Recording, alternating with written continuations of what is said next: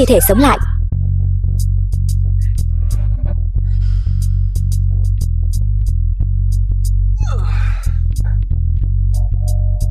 Sao tôi lại ở bệnh viện? Thỏa thuận ly hôn.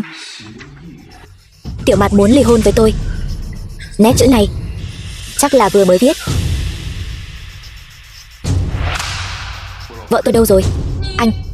Anh là người hay là ma? Cô nói xem. Anh làm tôi sợ quá đi mất. Tôi còn tưởng anh cải tử hoàn sinh rồi. Rốt cuộc là chuyện gì thế này?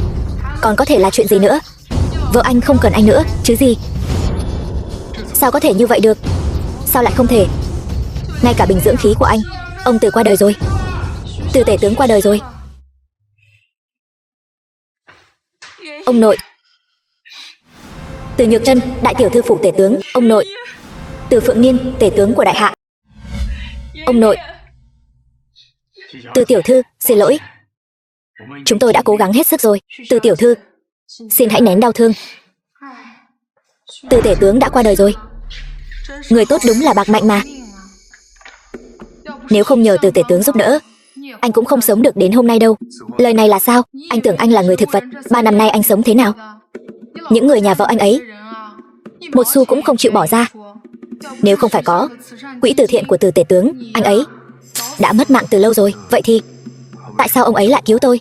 Từ tể tướng cả đời cống hiến cho sự nghiệp từ thiện. Sau khi ông ấy biết được tình hình của anh, đã miễn toàn bộ chi phí y tế cho anh. Bệnh viện này lại là tài sản của gia đình từ tể tướng đấy. Thật đáng tiếc. Một người tốt như vậy mà. Ông nội. Từ tiểu thư, người mất không thể sống lại được. Cô hãy nén đau thương và thuận theo biến cố. Ai nói không thể sống lại? Anh là ai? Tôi nhớ anh ta. Anh ta là người ở phòng bên cạnh cái người thực vật đó. Người thực vật vậy mà lại tỉnh rồi. Anh vừa nói gì? Sống lại sao? Người này vừa mới qua đời, hồn phách chưa tan. Nếu tôi ra tay kịp thời, vẫn có thể đưa ông ấy trở về nhân thế. Nói bậy bạ. Tên lừa đảo giang hồ từ đâu ra thế này, còn có thể sống lại hả? Anh tưởng anh là thần tiên sao? Ông làm sao biết ta không phải là thần tiên? Nói năng lung tung. Từ tiểu thư, có lẽ anh ta nằm lâu quá rồi, đầu óc hỏng hết rồi. Ngu xuẩn. Nếu thời gian còn trì hoãn nữa, cho dù bản tôn ra tay cũng không thể xoay chuyển trời đất. Các ngươi có gánh nổi trách nhiệm này không? Hay là cứ để anh ta thử xem sao? Từ tiểu thư, cô phải tin vào khoa học chứ. Từ tể tướng đã thăng tiên rồi, cô phải chấp nhận sự thật này. Từ tiểu thư, người này đến đây e rằng là để lừa tiền thôi. Cô tuyệt đối đừng tin anh ta. Bản tôn đến đây lần này chỉ vì muốn trả một đoạn ân tình. Mặc kệ các ngươi có tin hay không tin, đối với bản tôn mà nói, hoàn toàn không liên quan. To gan. Từ tể tướng cả đời vì nước, vì dân. Thi thể của ông ấy, anh không được mạo phạm. Người đâu? Đuổi hắn ra ngoài.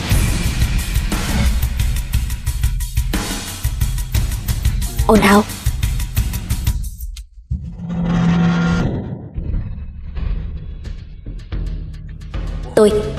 Sao tôi lại không thể cử động được nữa rồi? Chuyện này không khoa học. Cái này thật sự là thủ đoạn của thần tiên. Ba hồn bảy vía vẫn chưa rời khỏi thể xác. Kịp rồi. Trên trời dưỡng thần, thứ hai dưỡng hình. Thần thanh ý bình, trăm khớp đều ăn. Quý vị,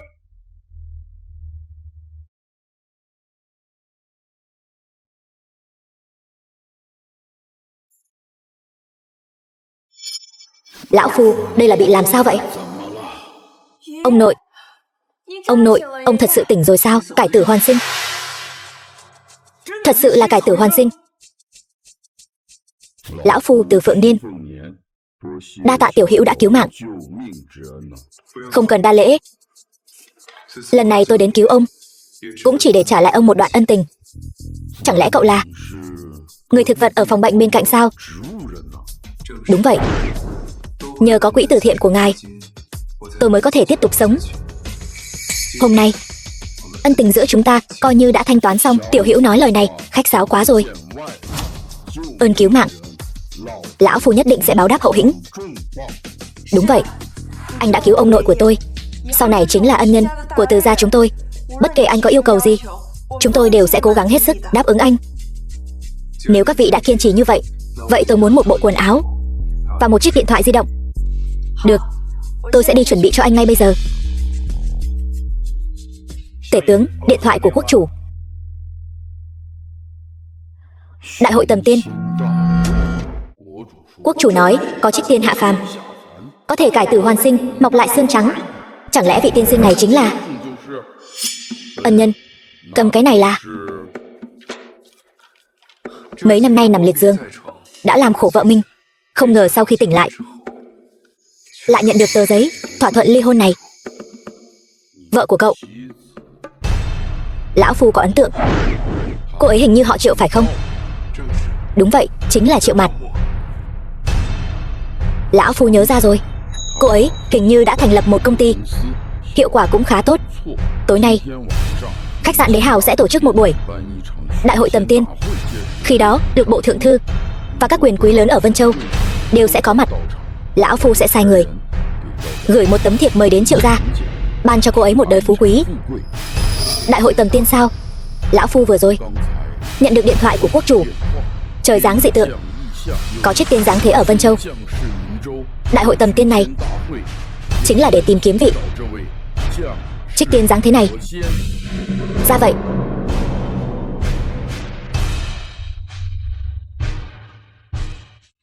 Phủ Nguyên Soái, phòng ngủ của Võ Diệp Phi. 3. Tiểu Phi, con cuối cùng cũng tỉnh rồi. Con đã hôn mê suốt 1 năm trời, làm ba lão muốn xỉu. 3. Con cảm nhận được sư phụ đang ở Vân Châu. Con phải đi Vân Châu ngay lập tức. Này. Được. Ba đều nghe lời con. Chuẩn bị máy bay cho tiểu thư, lập tức đến Vân Châu. Vâng.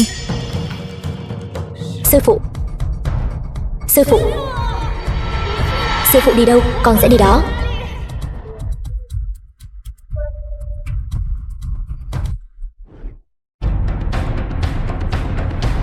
Sư phụ, con nhất định sẽ tìm thấy người. Xuất phát. Vâng.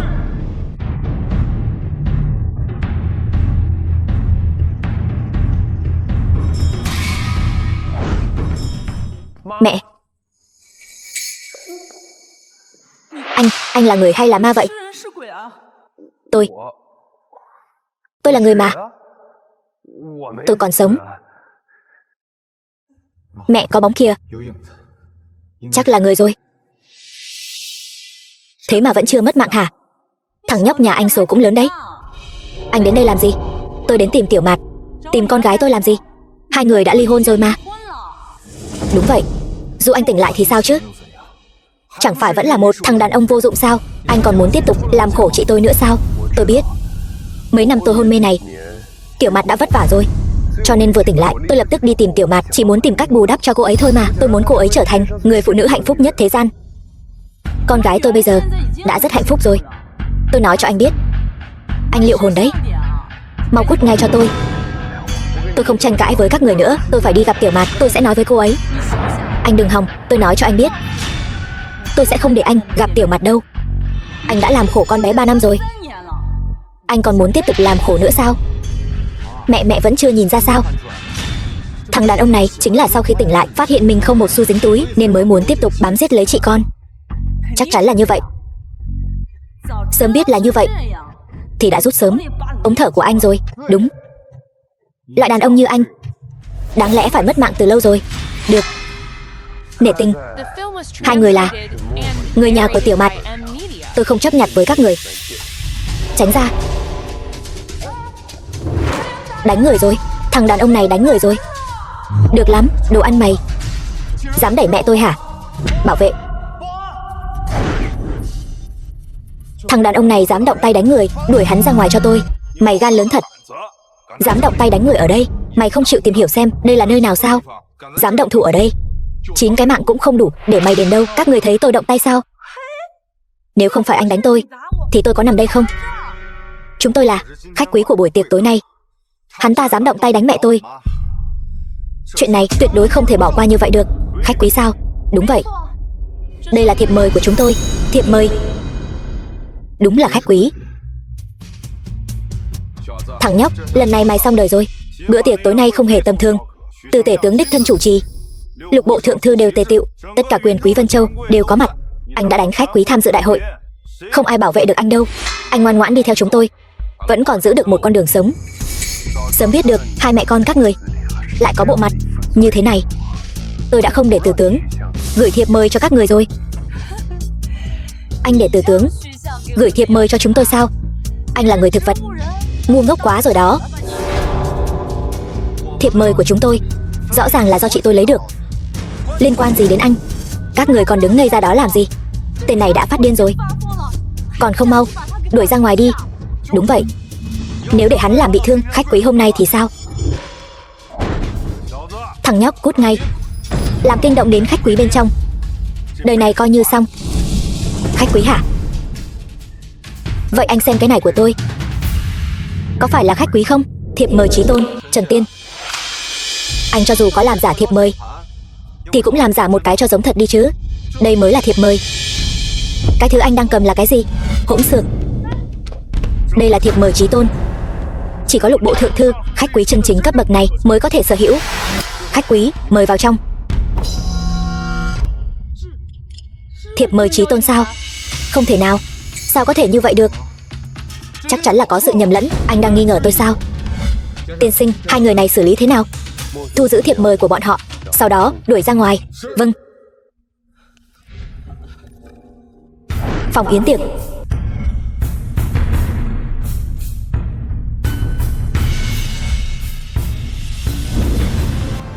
Tiền Tư Tư. Tiểu Mạt, cậu xem yến tiệc hôm nay, khách quý đầy nhà, hoành tráng chưa từng có. Nghe nói tất cả các phú hào quyền quý của Vân Châu đều đã đến rồi. Này, nếu chúng ta có thể tham gia yến tiệc như thế này thì còn phải nhờ vào Lý thiếu gia. Cảm ơn Lý thiếu gia đi. Cảm ơn Lý thiếu gia. Còn gọi Lý thiếu gia làm gì nữa? Bây giờ em cũng đã tự do rồi. Hôn ước giữa hai chúng ta có phải nên tiến hành rồi không? Lý thiếu gia, tôi còn phải suy nghĩ.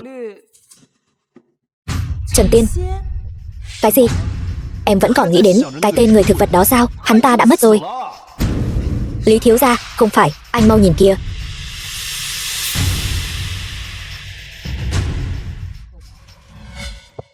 Vợ. Trần Tiên, anh. Vợ anh tỉnh rồi. Anh đã tỉnh lại rồi. Trần Tiên, anh vậy mà không mất mạng. Mấy năm nay em đã vất vả rồi. Em yên tâm, anh nhất định sẽ bù đắp thật tốt cho em. Trần Tiên, anh tỉnh lại là tốt rồi. Như vậy tôi cũng không cần cảm thấy tội lỗi nữa. Vợ, đừng gọi tôi như vậy. Chúng ta đã kết thúc rồi. Từ bây giờ chúng ta ai nấy sống cuộc đời của mình. Anh đừng đến làm phiền tôi nữa. Vợ, em có ý gì vậy? Anh còn mặt mũi mà hỏi sao? Anh thì sướng thật đấy. Nằm một cái là 3 năm, chẳng cần lo lắng gì cả. Anh có biết Tiểu Mạt 3 năm nay đã sống như thế nào không? Không cần nói với anh ta. Trần Tiên, anh có biết Tiểu Mạt 3 năm nay đã chịu bao nhiêu khổ cực và từ chối bao nhiêu chàng trai tài giỏi theo đuổi không? Chính là vì anh. Công ty của cô ấy mới, đừng nói nữa. Trần Tiên, anh tỉnh lại là tốt rồi. Nhưng mà tôi cũng nên bắt đầu một cuộc sống mới. Cuộc sống mới sao? Đúng vậy. Tiểu Mạt bây giờ là vị hôn thê của tôi. Cái tên đàn ông nghèo nàn như anh, cút ra ngoài. Anh ta là ai? Lý Tín Sương, thủ phú Vân Châu, trưởng tử Lý gia. Bây giờ cũng là vị hôn phu của Tiểu Mạt. Những gì anh ta nói là thật sao? Đúng vậy, không sai. Lý thiếu gia đã khổ sở theo đuổi Tiểu Mạt 3 năm trời. Nếu không phải vì anh, cái gánh nặng này, cô ấy đã sớm là thiếu phu nhân Lý gia rồi. Nếu anh còn chút lương tâm thì mau cút đi, đừng làm lỡ việc Tiểu Mạt gả vào hào môn. Hào môn sao? Lý gia. Đúng vậy. Lý gia chúng tôi là thủ phú Vân Châu, tài sản hơn 1000 tỷ, rồi hắc bạch, ai dám không nể mặt Lý gia chúng tôi chứ? Vậy nên tôi khuyên anh, cái tên đàn ông nghèo nàn, sau này đừng quấy rầy Tiểu Mạt nhà chúng tôi nữa. Nếu không thì tôi sẽ khiến anh không thấy được mặt trời ngày mai đâu. Anh uy hiếp tôi hả? Anh còn cần phải uy hiếp sao? Tôi nói cho anh biết thế này nhé, Lý ra chúng tôi muốn bóp anh mất mạng, còn dễ hơn bóp một con kiến nhiều. Anh thử xem. Đủ rồi, Trần Tiên, em đã nói rất rõ ràng rồi. Chúng ta kết thúc rồi. Anh đừng đến quấy rầy em nữa. Vậy là em vì anh ta mà từ bỏ tình cảm bao nhiêu năm nay của chúng ta sao? Tình cảm sao? Vậy anh có biết 3 năm nay em đã sống như thế nào không? Công ty của em khi đứng bên bờ vực phá sản, anh ở đâu? Khi em cần anh nhất, anh lại ở đâu? Anh biết rồi. Mấy năm nay em vất vả rồi. Em yên tâm. Anh nhất định sẽ bù đắp cho em thật tốt. Anh dựa vào cái gì mà bù đắp? Lý thiếu gia của chúng tôi là thủ phú Vân Châu đấy. Dựa vào anh sao? Một kẻ hôn mê 3 năm, một người thực vật bị xã hội đào thải. Trần Tiên, hãy đối mặt với hiện thực đi. Bây giờ anh chẳng còn gì cả. Còn điều em cần là một người có thể vì em che mưa chắn gió, có thể thực hiện những hoài bão lý tưởng của em. Những điều em nói đó, anh đều có thể làm được. Anh dựa vào đâu mà làm được? Dựa vào cái miệng của anh thôi sao? Trưởng thành lên đi, Trần Tiên, chúng ta đã không còn là người của cùng một thế giới nữa rồi. Anh đi đi. Sau này chúng ta đừng gặp nhau nữa.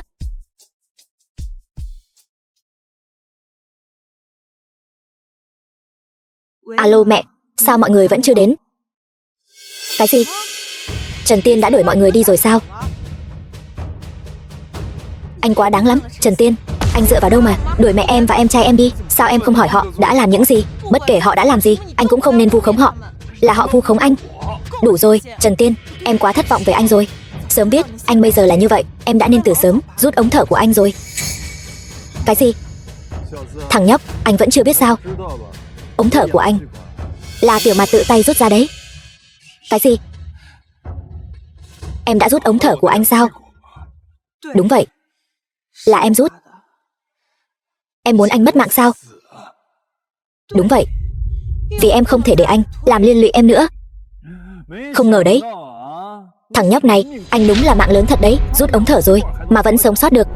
Theo tôi thấy, anh đáng lẽ phải mất mạng từ 3 năm trước rồi, để khỏi hôm nay ở đây làm Tiểu Mạt nhà chúng tôi ghê tởm. Chúng ta đi thôi. Đừng nói chuyện với hắn nữa, được? Đi. Tiểu Mạt, anh hỏi em lần cuối cùng, có phải hắn ta ép em rút không? Thằng nhóc này, mày điên rồi sao? Mày làm ơn đi, cái gánh nặng như mày còn cần người khác ép sao? Trần Tiên, anh cũng không nhìn xem đây là nơi nào. Anh dám đến gây rối sao? Người đâu? Trói hắn ta lại cho tôi, đuổi ra ngoài. Triệu Mạt, nói đi. Được, vậy em sẽ nói cho anh nghe. Là em tự tay rút ống thở của anh, không ai ép em cả. Vì em đã chịu đựng đủ rồi. Câu trả lời này, anh hài lòng chưa?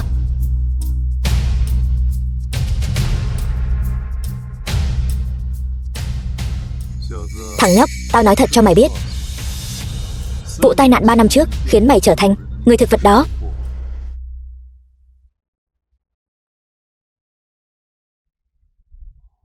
Không phải là một tai nạn, là tao làm đấy. Anh chán sống sao?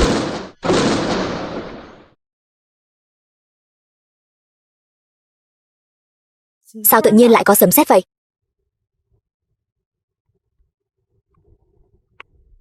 Rồng lượn mây đen, tử khí bốc lên.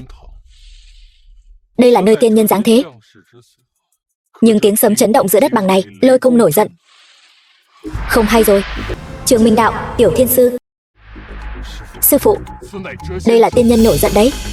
Minh Đạo, truyền lệnh thiên sư của ta, triệu tập 3.000 môn đồ của Thiên Sư Điện, mau chóng đến đó.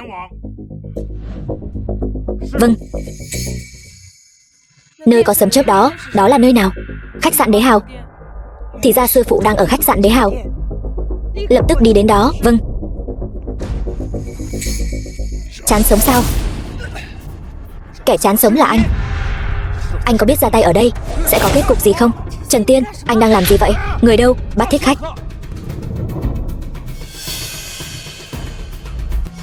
Hắn ta là thích khách sao? Một bữa tiệc như thế này lại có thích khách lẻn vào được. Trần Tiên, anh muốn làm gì? Đây không phải nơi anh có thể gây rối. Em tránh ra. Hôm nay hắn ta chắc chắn phải mất mạng. Tiểu Mạt, em nghe thấy không? Hắn ta muốn anh mất mạng.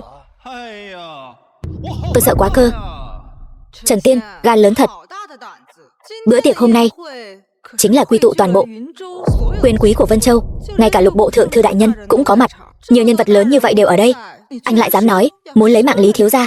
Trần Tiên, mau xin lỗi Lý thiếu gia đi. Sao em không hỏi xem tại sao anh lại muốn lấy mạng hắn ta? Bất kể là lý do gì, anh cũng không thể ở đây làm càn vô pháp. Tôi thấy hắn ta chính là thấy cậu ở cùng Lý thiếu gia, tức giận lên rồi mất trí. Thằng nhóc, tôi nói cho anh biết, những người tham gia bữa tiệc hôm nay đều là những người danh gia quyền quý của Vân Châu. Hơn nữa còn có Hình bộ Thượng Thư đại nhân đến dự. Anh dám ngay trước mặt Thượng Thư đại nhân mà hành hung. Thằng nhóc, anh rõ ràng là không coi luật pháp đại hạ ra gì. Kẻ nào dám không coi pháp luật đại hạ ra gì? Thượng Thư đại nhân, Hình Thiên Vinh, Hình bộ Thượng Thư. Tại hạ là Lý Tín Sương của Lý gia Vân Châu. Chính là người này, không rõ lai lịch, lại còn đe dọa sát hại tại hạ. Mỗi người ở đây đều có thể làm chứng cho tại hạ. Đúng vậy, chúng tôi đều nghe thấy. Thượng Thư đại nhân, người này chắc chắn là thích khách. Xin đại nhân nghiêm trị, gan lớn thật. Người đâu? Bắt thích khách này lại cho ta. Hay cho một vị hình bộ thượng thư không phân biệt đúng sai, không điều tra nguyên nhân, vừa đến đã định tội cho ta. Ngươi là kẻ ăn không ngồi rồi, cũng dám xứng đáng nắm giữ quyền hành luật pháp sao? Trần Tiên, anh rốt cuộc có biết anh đang nói gì không? To gan, nhiều người như vậy chỉ điểm anh, lại còn dám cãi chày cãi cối, lại còn bất kính với bản vương. Tội càng thêm nặng. Những gì họ nói chính là sự thật, chẳng phải vậy sao?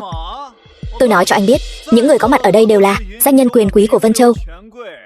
Lời khai của bọn họ, Thượng Thư đại nhân chắc chắn sẽ chấp nhận. Không sai. Với thân phận của những người có mặt ở đây, làm sao có thể vu oan cho anh được? Được. Nói về thân phận đúng không? Vậy thì chỉ một mình ngươi, một hình bộ thượng thư bé nhỏ, còn không xứng để định tội ta. Lão Hình, Lý Tứ Phương, lễ bộ thượng thư, ông thế này là đã đá phải tấm sắt rồi. Nếu nói rằng ngay cả lão Hình cũng không thể định tội ngươi, vậy thì thêm ta, lễ bộ thượng thư, Lý Tứ Phương thì sao?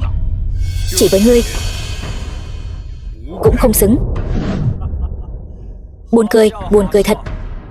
Đây là lần đầu tiên trong bao nhiêu năm qua có kẻ dám trực tiếp khinh thường hai vị Công Tôn Giác, hộ bộ thượng thư. Thằng nhóc, ta là hộ bộ thượng thư, Công Tôn Giác.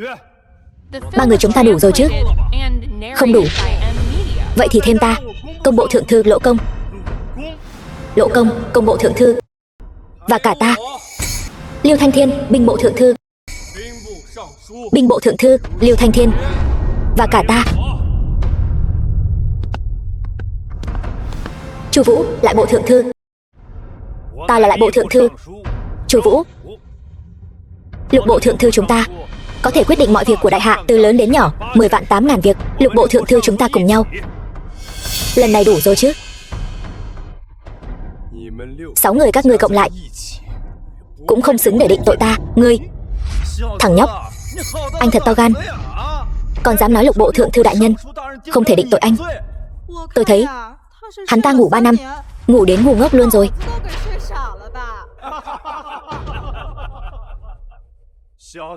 Thằng nhóc, anh ngang ngược càn rỡ, dám nói lục bộ thượng thư đại nhân không thể định tội anh. Tôi thấy hôm nay anh đã đến hồi kết rồi. Bắt hắn lại.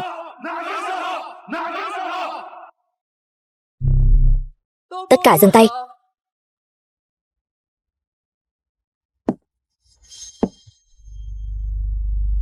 Cô ta là ai? Cô ngay cả cô ta cũng không biết sao? Cô ấy là cháu gái của Từ tể tướng Từ Nhược Chân.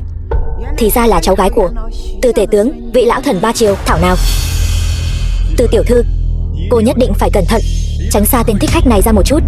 Thích khách sao? Đúng vậy, chính là tên khốn này, giữa thanh thiên bạch nhật muốn hành thích Lý thiếu gia, hơn nữa còn buông lời bất kính với lục bộ thượng thư đại nhân. Tiểu tư, Tiểu Mạt, cậu đừng mềm lòng nữa. Tên khốn này ngay cả thượng thư đại nhân cũng dám khiêu khích. Nếu cậu còn giúp hắn nói đỡ, cẩn thận liên lụy đến chính mình. Trần Tiên, sao anh lại trở nên như vậy? Anh hãy xin lỗi các thượng thư đại nhân đi, tôi sẽ cầu xin họ tha thứ cho anh. Ta đã nói rồi, bọn họ không xứng. Đúng là một kẻ cuồng vọng. Nếu đúng là ngươi cứ yên tâm. Nếu như hôm nay bản quan ở đây, nhất định sẽ bắt giữ hắn, vào nhà lao hình bộ, hỏi cung thật kỹ. Không sai, bữa tiệc hôm nay vô cùng quan trọng, không thể vì xuất hiện một người như vậy mà xảy ra sai sót. Vậy thì làm phiền lão hình rồi. Được, vừa rồi tôi chỉ là dùng lời nói kích động hắn một chút, không ngờ hắn lại lộ ra sơ hở. Hơn nữa, đối với các vị thượng thư đại nhân ăn nói bất kính, rõ ràng là có ý đồ bất chính. Nói như vậy thì tôi phải đa tạ Lý thiếu gia rồi. Từ tiểu thư quá khen rồi. Bữa tiệc lần này do Từ tể tướng đích thân chủ trì. Hơn nữa, trong lòng tôi luôn kính trọng Từ tể tướng, cho nên làm sao có thể cho phép một thích khách phá hỏng bữa tiệc tối quan trọng như vậy. Rất tốt.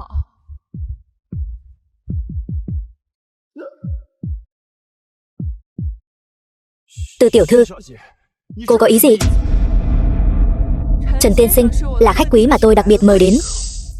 Các người dám vu khống hắn là thích khách? Cái này làm sao có thể chứ? Trần tiên, hắn ta chỉ là một tên vô dụng. Làm sao có thể là khách quý mà cô mời chứ? Lý Tín Sương, anh đang nghi ngờ tôi sao? Tôi không dám. Từ tiểu thư, chúng tôi làm sao dám nghi ngờ cô chứ? Chỉ là có phải cô đã bị tên vô dụng này lừa gạt rồi không? Từ tiểu thư, cô có lẽ không biết, người này là chồng cũ của tôi. Trước đây vì một tai nạn đã trở thành người thực vật, nằm liệt giường dòng dã 3 năm. Hắn có tài cán gì tôi đều biết rõ. Làm sao có thể là khách quý của phủ cô chứ?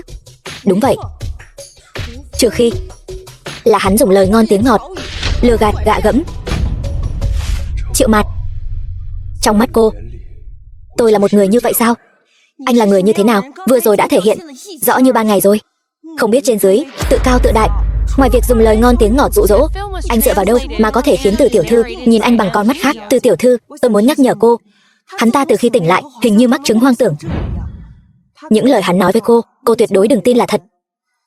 Triệu tiểu thư, tôi còn muốn nhắc nhở cô thật sự là quá không hiểu hắn rồi. Trần tiên sinh thủ đoạn cao minh, tôi tận mắt chứng kiến. So với người mà cô đang tìm bây giờ, mạnh hơn gấp 10 vạn 8 ngàn lần. Cái gì? Cảm ơn cô đã nhường hắn cho tôi. Nếu đã là khách quý của cháu gái Nhược Chân, vậy người này chắc chắn không phải là thích khách. Đúng vậy. Nghĩ lại, tất cả chỉ là một sự hiểu lầm. Nếu đã là một sự hiểu lầm, vậy mọi người giải tán đi. Giải tán đi.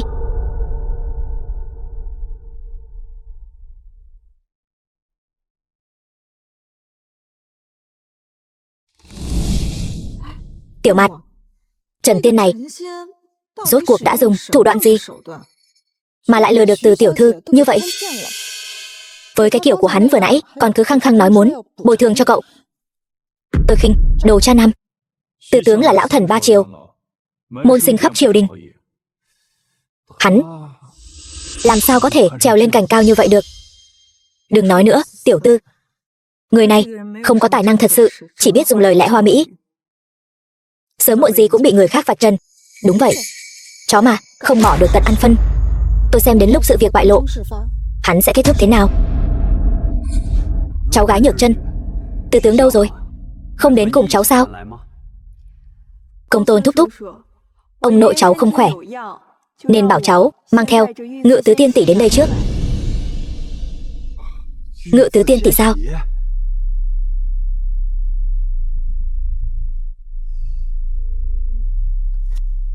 Ngự tứ tiên tỷ hả? Đây là cái gì vậy? Không biết, cứ xem rồi nói sau. Chắc hẳn có liên quan đến bữa tiệc tối nay. Từ tướng đích thân chủ trì bữa tiệc này.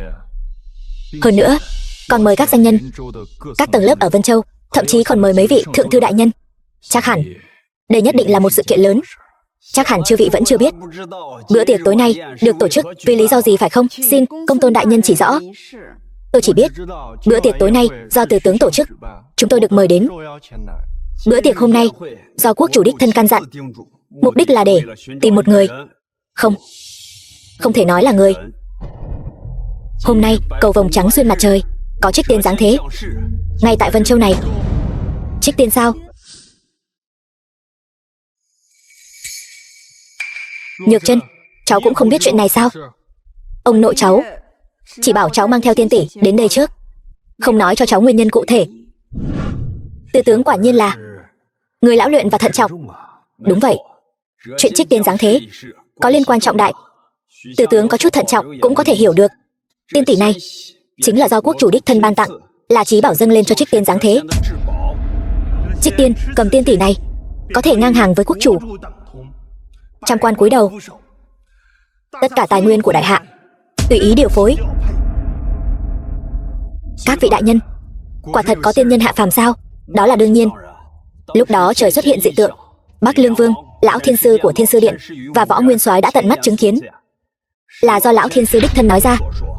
Quốc chủ có lệnh, Trích Tiên giáng thế và vận mệnh đại hạ có mối liên hệ mật thiết. Bất cứ ai chỉ cần tìm được Trích Tiên liền có thể thăng quan tiến chức, một bước lên mây. Ở đại hạ không ai có thể hiểu rõ Vân Châu hơn Lý gia chúng tôi. Đến lúc đó chắc chắn là chúng tôi sẽ tìm thấy Trích Tiên đại nhân trước. Khi đó Lý gia chúng tôi sẽ thăng tiến như diều gặp gió, bay lên trời cao. Đến lúc đó ngay cả Từ Nhược Chân cô cũng phải ngoan ngoãn quỳ xuống trước mặt ông đây. Đúng vậy, Lý thiếu gia chính là người có quyền lực lớn ở Vân Châu này. Ngoài cậu ấy ra, chúng ta e rằng không có cơ hội rồi. Có lẽ tiên duyên của tôi không tệ, vận may còn tốt hơn thì sao? Anh đó, đừng nghĩ nữa. Các người đang tìm tôi sao?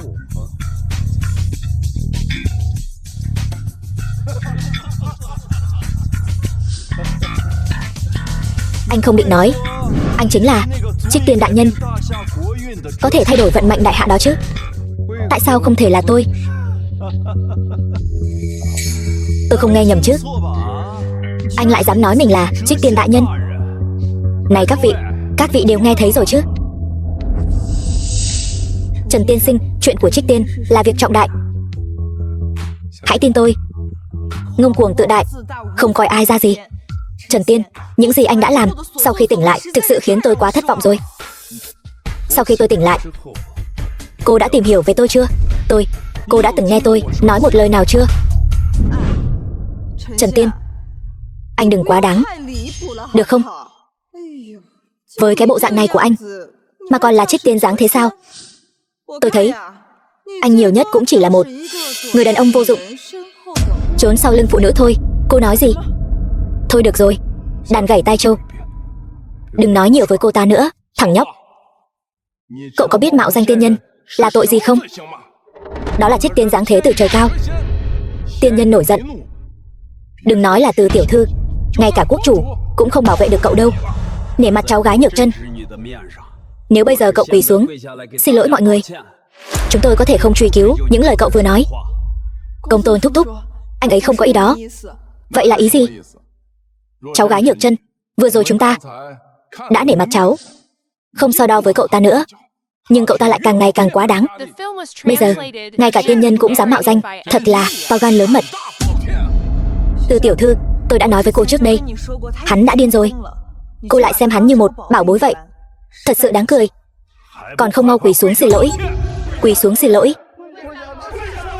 Quỳ xuống xin lỗi.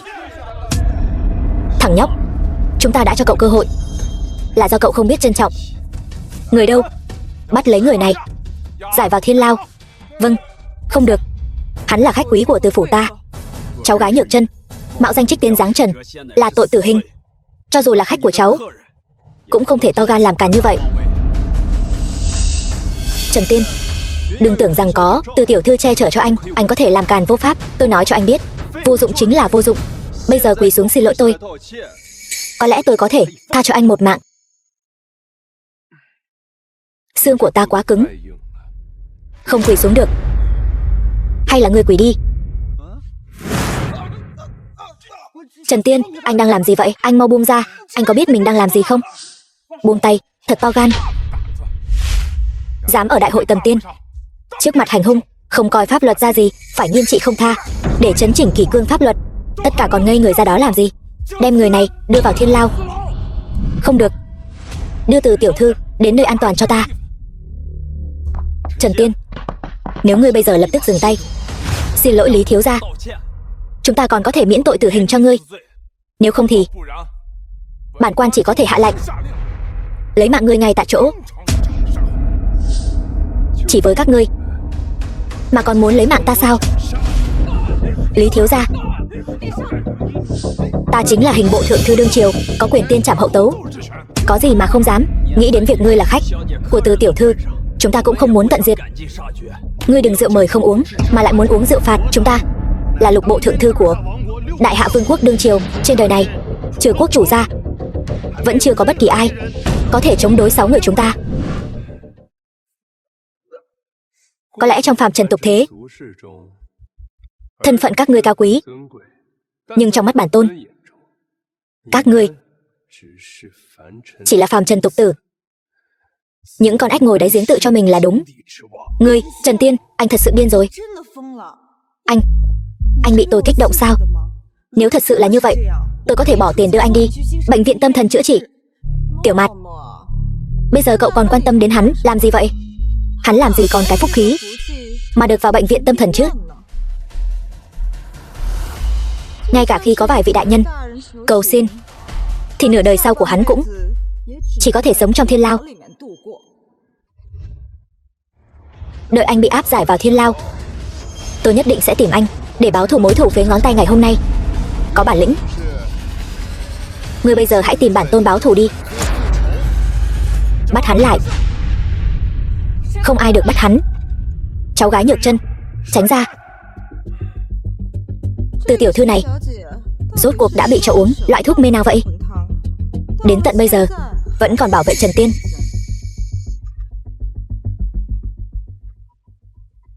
Cô tin tôi không? Ta không ngờ rằng sau khi bản tôn tỉnh lại, người duy nhất tin tưởng ta lại là Từ tiểu thư. Nếu đã như vậy, bản tôn hứa sẽ bảo đảm Từ gia của cô trăm đời phú quý, đứng trên vạn vạn người. Trần Tiên, anh có biết mình đang nói gì không? Từ tiểu thư là đại tiểu thư của phủ tể tướng đấy. Anh lại dám không biết xấu hổ mà nói muốn bảo đảm phú quý cho cô ấy. Đây thật sự là chuyện nực cười nhất mà tôi từng nghe trong đời. Từ tiểu thư, hắn rõ ràng đã điên rồi, cô lại tin lời của một kẻ điên sao? Triệu tiểu thư, quyết định của ta Từ Nhược Chân còn chưa đến lượt cô phải xen vào. Hôm nay ta ở đây, không ai được động vào hắn. Điên rồi, cô cũng điên rồi. Người khác cười ta quá điên cuồng, ta cười người khác không nhìn thấu. Đủ rồi, Trần Tiên, anh rốt cuộc muốn làm loạn đến khi nào? Đừng nghĩ có Từ tiểu thư chống lưng cho anh mà anh có thể ở đây làm càn vô lối. Tiểu Mạt, đến bây giờ cậu vẫn chưa nhìn ra sao? Hắn chính là ỷ vào có sự giúp đỡ của Từ tiểu thư. Dù sao, đó là cháu gái của Từ tướng mà. Nhưng không hiểu vì sao lại bị hắn lừa gạt đến mức răm rắp nghe lời. Có cô ấy chắn trước mặt, ngay cả khi có vài vị đại nhân ở đây, cậu cũng không thể dùng vũ lực. Chẳng qua chỉ là một tên vô dụng trốn sau lưng phụ nữ mà thôi.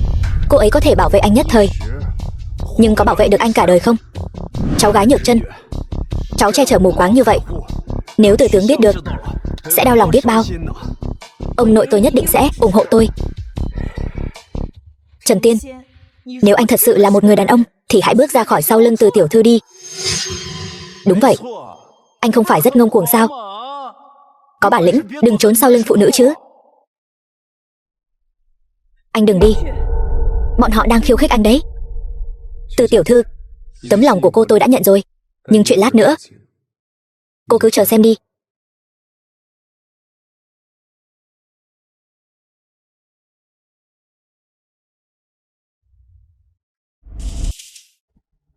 Cái thứ này khá tốt, ta đành nhận vậy. To gan, hỗn xược, Vô pháp vô thiên, ngươi đúng là không muốn sống nữa rồi. Tiên tỷ này là do quốc chủ ban tặng cho vị trích tiên giáng trần, ngươi lại dám mạo phạm, còn không mau đặt tiên tỷ xuống. Cái thứ này chẳng phải là ban cho ta sao? Giờ ta đã nhận rồi. Sao các ngươi từng người một đều trông không vui vẻ gì vậy? Thằng nhóc, anh vừa rồi mạo danh tiên nhân thì cũng thôi đi, giờ đây ngay cả tiên tỷ do quốc chủ ban tặng cũng dám tự tiện động vào. Anh là sợ mình mất mạng không đủ nhanh sao? Điên rồi, thật sự là điên rồi. Anh thật sự coi mình là trích tiên giáng trần sao? Ta vẫn nói câu nói đó, tại sao lại không thể là ta? Anh chẳng là cái thá gì. Anh, một tên vô dụng đã sống thực vật 3 năm, làm sao có thể là tiên nhân hạ phàm được chứ? Các vị đại nhân, người này gan to tày trời, ngay cả tiên tỷ do quốc chủ ban tặng cũng dám mạo phạm, đúng là không coi pháp luật ra gì, tội đáng mất mạng. Mong các vị đại nhân hạ lệnh tru sát hắn, diệt cửu tộc của hắn. Đúng vậy, xin các vị đại nhân hạ lệnh xử tử hắn ngay tại chỗ, diệt cửu tộc của hắn. Tiểu Mạt, cậu còn ngây ra đó làm gì? Tôi chỉ đang nghĩ, trong cửu tộc có bao gồm tôi không? Em đã ly hôn với hắn ta rồi, chắc chắn không bao gồm em. Đúng vậy, đã ly hôn rồi, quả thật không nằm trong cửu tộc. Nhưng mà Triệu tiểu thư phải cắt đứt mối quan hệ này một cách triệt để mới được. Thôi được, anh tự đến nạp mạng, đừng trách tôi. Xin đại nhân hạ lệnh xử tử hắn ngay tại chỗ, diệt cửu tộc của hắn. Xử tử ngay tại chỗ, diệt cửu tộc của hắn. Xử tử ngay tại chỗ, diệt cửu tộc của hắn. Được. Trần Tiên mạo phạm tiên tỷ, mạo danh trích tiên giáng trần, đại nghịch bất đạo. Bản quan lấy danh nghĩa hình bộ thượng thư tuyên án xử tử hắn ngay tại chỗ. Ngay tại chỗ cái gì? Ông nội, cuối cùng ông cũng đến rồi. Bái kiến tử tướng. Các ngươi, có ai có thể nói cho ta biết rốt cuộc ở đây đã xảy ra chuyện gì không? Đại hội tầm tiên là một sự kiện long trọng như vậy, vậy mà các ngươi lại ở đây la hét đòi đánh đòi chém, khiến không khí căng thẳng như vậy. Tử tướng, cuối cùng ngài cũng đến rồi. Chính là Trần Tiên này, lại dám ở đại hội tầm tiên mạo danh tiên nhân. Tôi đã trách mắng hắn vài câu, hắn lại động thủ với tôi. Là ngươi đã xảy ra xung đột với Trần Tiên sinh sao? Đúng vậy, người này gan to tày trời, khinh thường thiên pháp, đúng là tội đáng mất mạng. Từ tể tướng, người này gan to tày trời, dám mạo danh tiên nhân, xúc phạm tiên tỷ do hoàng thượng ban. Hạ quan đang định xử tử hắn. Xử tử sao? Đúng vậy, còn phải diệt cửu tộc của hắn. Cái gì? Từ Phượng Niên, ngươi đến hơi muộn đấy. Này thằng nhóc, anh gan to thật đấy. Từ tể tướng là lão thần ba triều, là tể tướng đương triều, dám gọi thẳng tên húy của ngài ấy. Tôi thấy thằng nhóc anh là không có chút lễ nghi tôn ti nào cả. Trần Tiên, anh dám trước mặt Từ tể tướng mà còn kiêu ngạo như vậy. Đừng tưởng rằng dựa vào mối quan hệ giữa anh và Từ tiểu thư là có thể bảo vệ được anh. Ta vốn dĩ không hề có ý định dùng hai người họ để bảo vệ anh. Tiểu Mạt, cậu với hắn ta có gì mà nói nữa chứ? Tên này đã kiêu ngạo đến mức muốn bảo đảm trăm đời phú quý của Từ gia. Anh là một kẻ không một xu dính túi, tên ăn mày thối tha, lại dám bảo đảm phú quý của nhà tể tướng, lại còn trăm đời phú quý nữa chứ. Thật sự là làm tôi mắc cười quá đi mất. Hắn ta thật sự nói như vậy sao? Đúng vậy, Từ tể tướng, người này khinh thường phủ tể tướng của các ngài. Tôi là một người ngoài cũng không thể chịu nổi nữa rồi. Từ tể tướng, lão phu Từ Phượng Niên bái kiến Trần tiên sinh.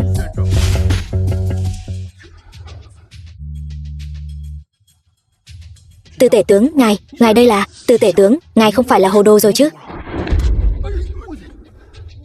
Ông nội, ngài... Lão phu bây giờ đầu óc vẫn còn rất tỉnh táo. Đứng dậy đi. Nếu ngươi thật sự muốn cảm ơn thì hãy cảm ơn cháu gái của ngươi đi. Trong toàn bộ buổi tiệc này, từ đầu đến cuối, chỉ có một mình cô ấy đứng về phía ta. Được. Nhược Chân, con đúng là một đứa trẻ ngoan. Trần tiên sinh là khách quý của Từ Phượng Niên ta. cũng là khách quý của phủ tể tướng ta. Các ngươi ai dám đắc tội Trần tiên sinh, chính là đối đầu với Từ Phượng Niên ta. Cái này không thể nào, hoàn toàn không thể nào. Chỉ dựa vào hắn ta sao? Chính là dựa vào Trần tiên sinh. Hắn đã cứu mạng lão phu. Không sai. Hôm nay nếu không phải Trần tiên sinh ra tay cứu giúp, ông nội đã hồn về địa phủ rồi. Đại hội tầm tiên hôm nay e rằng cũng phải đổi người khác chủ trì rồi. Cái này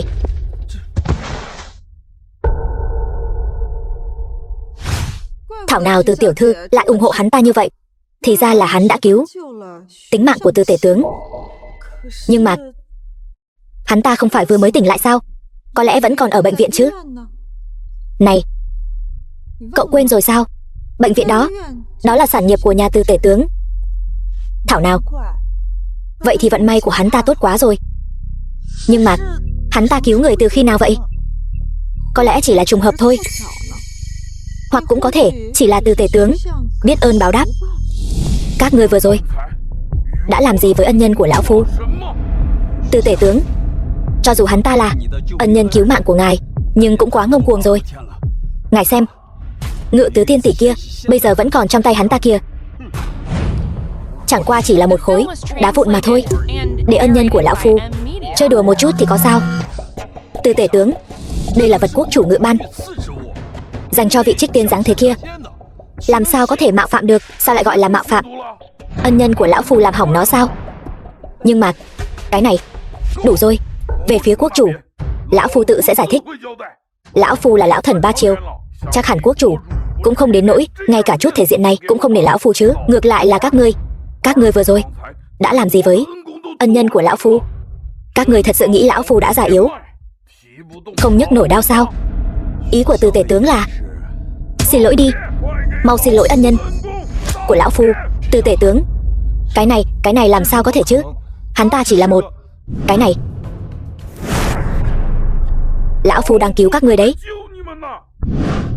mau xin lỗi, đừng để lão phu phải nói lần thứ ba. Từ tướng, ngài đừng kích động. Nếu ngài đã lên tiếng, vậy thì chúng tôi sẽ xin lỗi Trần tiên sinh là được. Trần tiên sinh, trước đây là do chúng tôi đã mạo phạm ngài, mong Trần tiên sinh rộng lòng tha thứ. Trần tiên sinh, tôi có tính khí nóng này, thật có lỗi.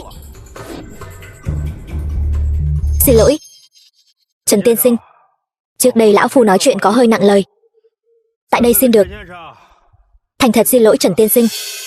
Trước đây chúng tôi là vì đại hội tầm tiên, thật sự là bất đắc dĩ, tại đây xin được gửi lời xin lỗi đến ngài. Trần tiên sinh là người rộng lượng, xin hãy tha thứ tội bất kính của chúng tôi. Này Tiểu Mạt, tớ không phải đang mơ đấy chứ? Đây vẫn là người mà chúng ta từng quen biết, Trần Tiên kia sao? Này, những người này là các vị lục bộ thượng thư đại nhân đấy, mà lại đều phải xin lỗi anh ấy. Tiểu Tư, bây giờ tớ hơi bối rối. Tiểu Mạt, bây giờ xem ra Trần Tiên này còn hơn Lý Tín Sương không biết bao nhiêu lần. Này, Lý gia ở đây còn chẳng được xếp hạng nữa là? Tớ biết rồi. Cái này không thể nào. Trần Tiên, hắn dựa vào cái gì? Hắn chỉ là một tên đàn ông dựa dẫm vào phụ nữ mà thôi. Ngươi câm miệng cho ta. Danh tính của Trần tiên sinh cũng là thứ mà các ngươi có thể gọi thẳng sao? Trần tiên sinh, có hài lòng không? Đây chính là lời xin lỗi mà bọn họ nói sao? Chỉ là lời nói suông mà thôi, không có chút thành ý nào. Trần Tiên, anh đừng quá đáng. Mấy vị này đều là thượng thư đại nhân đó, có thể hạ mình xuống để xin lỗi anh đã phải đốt hương cao rồi. Đúng vậy, nếu không phải anh tình cờ cứu Từ tướng, những nhân vật lớn này hoàn toàn sẽ không thèm nhìn anh bằng nửa con mắt. Trần Tiên, tôi thừa nhận trước đây là tôi đã xem thường anh, tôi cũng xin lỗi anh. Nhưng mà đây không phải nơi anh có thể gây rối. Biết đủ rồi, dừng lại đi. Triệu tiểu thư đừng kích động. Lời Trần tiên sinh nói cũng không sai. Dù sao thì xin lỗi cũng phải dâng lên chút thành ý. Bản quan nguyện ý dâng lên 50 triệu, thỉnh cầu Trần tiên sinh tha thứ. Ta cũng nguyện ý dâng lên 50 triệu, thỉnh cầu Trần tiên sinh tha thứ. Chúng ta cũng vậy. Trần tiên sinh có hài lòng không? Tiền ta không cần. Các ngươi dùng mạng để đền. Cái gì? Trần Tiên Sinh thật biết nói đùa. Ta đâu có nói đùa. Ban đầu các ngươi đã nói thế nào? Nói muốn tại chỗ xử tử ta, chu di cửu tộc. Sao vậy? Thấy bây giờ gió đã đổi chiều, muốn dùng 50 triệu để mua mạng cửu tộc của các ngươi sao? Trần Tiên, ngươi đừng quá đáng. Từ tướng, ngài cũng thấy rồi đó. Không phải chúng ta không nể mặt ngài đâu, là thằng nhóc này quá ngông cuồng. Chúng ta là lục bộ thượng thư đương triều, cho dù là quốc chủ muốn giáng tội cho chúng ta cũng phải do toàn triều văn võ bàn bạc mới được. Ngươi là cái thá gì? Chúng ta cũng là nể mặt từ tướng mới tự hạ thấp thân phận. Ngươi đừng được voi đòi tiên. Từ lão, sự việc đã đến nước này thì đừng trách chúng ta nữa. Các ngươi hãy quên sinh tại chỗ. Bản tôn có thể đảm bảo không liên lụy đến người nhà.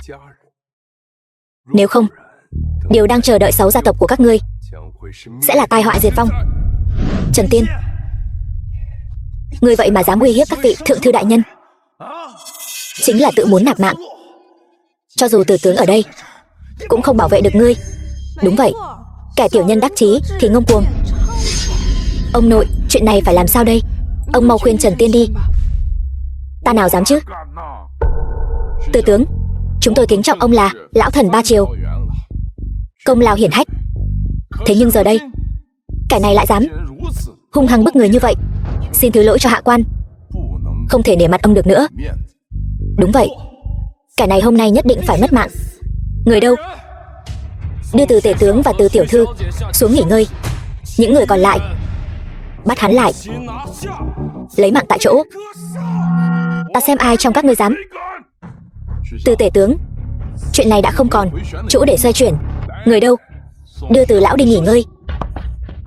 Hôm nay Trần Tiên coi thường pháp luật, xúc phạm thiên uy, tội đáng chu diệt.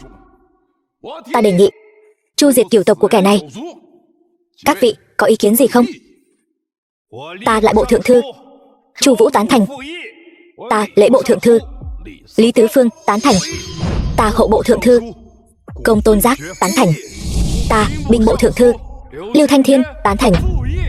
Ta công bộ thượng thư Lỗ Công tán thành. Không được, tuyệt đối không được. Từ tể tướng, chuyện này ông đừng nhúng tay vào nữa. Các ngươi còn không mau lên.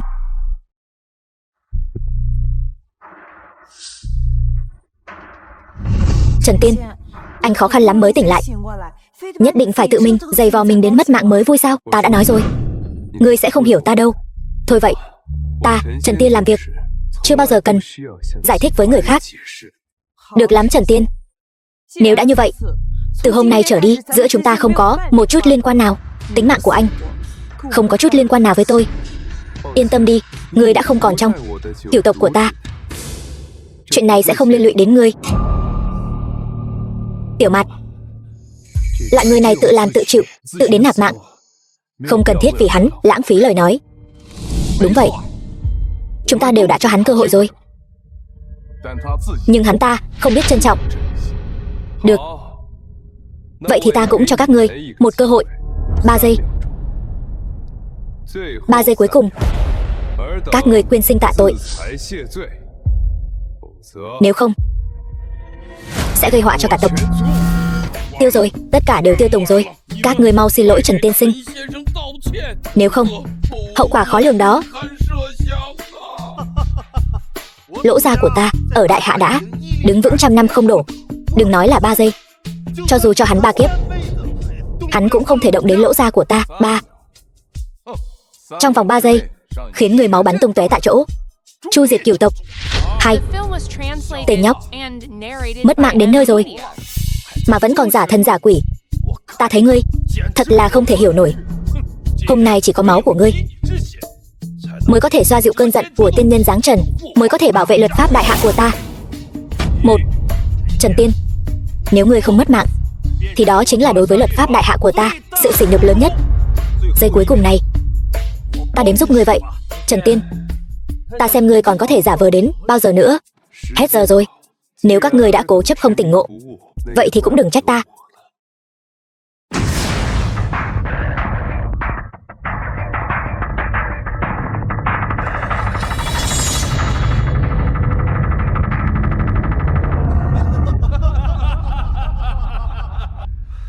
Ta có thể khẳng định, người này quả thật đã điên rồi.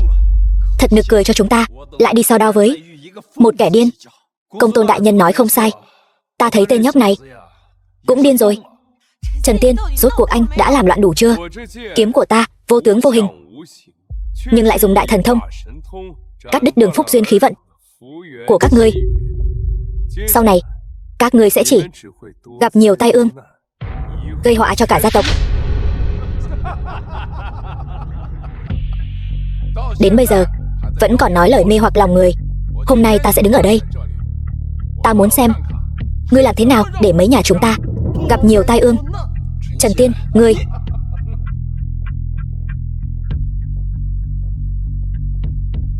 Lão gia, không hay rồi, căn nhà cũ của gia đình chúng ta đột nhiên gặp phải động đất. Bây giờ căn nhà cũ đã sập, thương vong vô số. Cái gì? Chuyện này... Ngươi nói cái gì? Gia chủ, tôi cũng không biết tại sao, nhưng mà dòng chảy ngầm đột nhiên bùng phát, Lưu gia chúng ta đều bị ngập lụt hết rồi. Sạt lở đất đá, mặt đất sụt lún. Đã điều tra rõ nguyên nhân chưa? Tôn gia của ta, xung quanh căn nhà cũ đột nhiên xuất hiện vô số côn trùng và rắn. Thống kê thương vong, cố gắng cứu người đi. Còn gọi điện thoại làm gì nữa? Không, không thể nào. Cái gì? Kho hàng của gia đình chúng ta toàn bộ bị sét đánh trúng, hàng hóa đều bị cháy rụi hết rồi. Vừa rồi ta đã chuẩn bị một món quà mọn, không biết các vị có thích không? Tiểu Mạt, chuyện hắn nói là thật sao? Không thể nào. Hắn làm sao có thể có bản lĩnh như vậy? Nhưng nếu không phải hắn, sao lại trùng hợp như vậy? Lão Phu đã nói với các ngươi rồi, Trần tiên sinh, hắn không phải người bình thường đâu. Ngay cả Lão Phu cũng phải đối xử với hắn cực kỳ lễ độ. Nhưng các ngươi lại không biết điều, lại dám chọc giận hắn. Thật là tự làm tự chịu mà. Từ tướng ngài, ý của ngài là... Chẳng lẽ hắn là cái gì? Người ngốc sao? Người quên hôm nay mục đích của bữa tiệc này rồi sao? Đương nhiên là không quên rồi. Không phải là tìm kiếm Trích Tiên dáng thế sao? Trích Tiên đang ở Vân Châu. Chẳng lẽ những gì hắn vừa nói đều là thật sao? Điều này không thể nào, hoàn toàn không thể nào. Trần Tiên chỉ là một tên vô dụng, sao có thể là Trích Tiên dáng thế chứ? Mọi người đừng suy nghĩ lung tung, đây chỉ là một thiên tai mà thôi. Đúng vậy, Trần Tiên, ngươi sẽ không ngây thơ nghĩ rằng chúng ta sẽ đem ngươi liên hệ với thiên tai cùng nhau chứ? Chắc hẳn là do chúng ta thất trách tại đại hội Tầm Tiên, mà lại để cho kẻ khinh thường thiên uy này sống đến tận bây giờ. Chính vì thế mới khiến trời giáng tội. Không sai, cho giả thần giả quỷ này vẫn chưa đủ để ép chúng ta khuất phục. Sự việc đã đến nước này, không ngờ các ngươi vẫn cứng đầu cứng cổ như vậy. Trần Tiên, anh đừng giả bộ nữa. Vị Trích Tiên kia hôm nay mới giáng thế, anh đã nằm viện dòng dã 3 năm, làm sao có thể là anh được? Chuyện này nói ra thì dài dòng, nhưng chắc hẳn các ngươi cũng sẽ không nghe ta giải thích. Giả thân giả quỷ, các vị đại nhân đừng do dự nữa, mau chóng bắt giữ hắn, sau đó từ từ tra hỏi. Không sai, bắt Trần Tiên.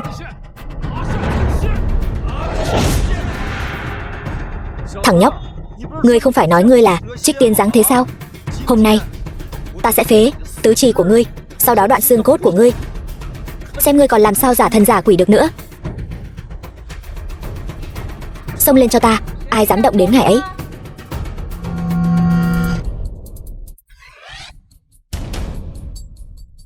Cô ta là đại tiểu thư của phủ Nguyên Soái, Võ Diệp Phi. Diệp Phi, con đến rồi sao? Ai dám động đến Trần Tiên chính là kẻ thù sinh tử của ta, Võ Diệp Phi. Sao lại có thêm một người nữa thế này? Hơn nữa, lại còn là đại tiểu thư của phủ nguyên soái. Trước là đại tiểu thư của phủ tể tướng, bây giờ lại là đại tiểu thư của phủ nguyên soái. Rốt cuộc Trần Tiên đã làm những gì sau lưng tôi vậy? Đúng vậy. Vừa nãy hắn còn tỏ vẻ thâm tình với cậu, thật khiến người ta ghê tởm. Cháu gái Diệp Phi, cháu đây là ý gì? Người này ta bảo vệ tuyệt đối không thể nào. Trần Tiên hôm nay coi thường pháp luật, khinh thường thiên uy, tội đáng chu diệt. Cho dù Võ Nguyên soái có mặt cũng sẽ không có tranh cãi. Lý gia chúng tôi nguyện làm kẻ tiên phong, lấy đầu hắn. Chán sống sao? Tiến thêm một bước nữa, đừng trách đao kiếm của ta vô tình. Võ Diệp Phi, ngươi có biết ngươi đang làm gì không? Ngươi đây là công khai kháng lệnh. Ngươi muốn vì người này mà đối đầu với cả lục bộ triều đình sao? Vì hắn đối đầu với cả thiên hạ thì có sao đâu. Hỗn xược, người đâu? Bắt Võ Diệp Phi lại, lấy mạng Trần Tiên ngay tại chỗ. Vâng.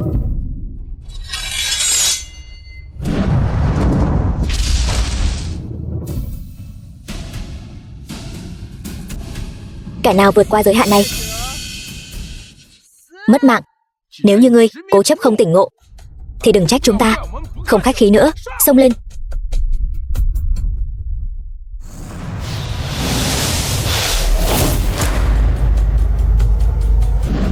Đây là thủ đoạn của thần tiên. Chẳng lẽ cô ta chính là vị Trích Tiên dáng trần kia sao? Bây giờ còn có ai muốn tru sát Trần Tiên nữa không?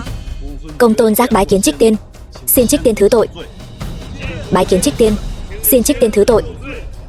Bái kiến Trích Tiên, xin Trích Tiên thứ tội. Cô ta chính là vị Trích Tiên dáng trần kia. Tại sao Trích Tiên lại che chở Trần Tiên như vậy? Bọn họ có quan hệ gì? Hắn là đạo lữ kiếp trước của ta, cũng là chàng rể quý của phủ nguyên soái. Hắn vậy mà lại là đạo lữ của Trích Tiên. Hèn chi hắn luôn có chỗ dựa mà không sợ gì. Hóa ra hắn không phải là Trích Tiên dáng trần, mà là phu quân của Trích Tiên. Chúng ta đã làm những gì thế này? Một đại hội tầm tiên tốt đẹp lại dám đắc tội với phu quân của Trích Tiên. Ta thật sự đáng mất mạng vạn lần mà. Mấy nhà chúng ta gặp phải tai ương, hóa ra là Trích Tiên ra tay cắt đứt đường phúc duyên của chúng ta. Tự mình gây nghiệt mà. Trích Tiên, lão phu ra cả hồ đô đã đắc tội với phu quân của Trích Tiên. Lão phu nguyện tự đoạn đường sống, xin Trích Tiên tha cho người nhà của lão phu. Chúng tôi nguyện tự đoạn đường sống, xin Trích Tiên tha cho người nhà của chúng tôi. Chúng tôi nguyện tự đoạn đường sống, xin Trích Tiên tha cho người nhà của chúng tôi. Các ngươi cầu xin sai người rồi.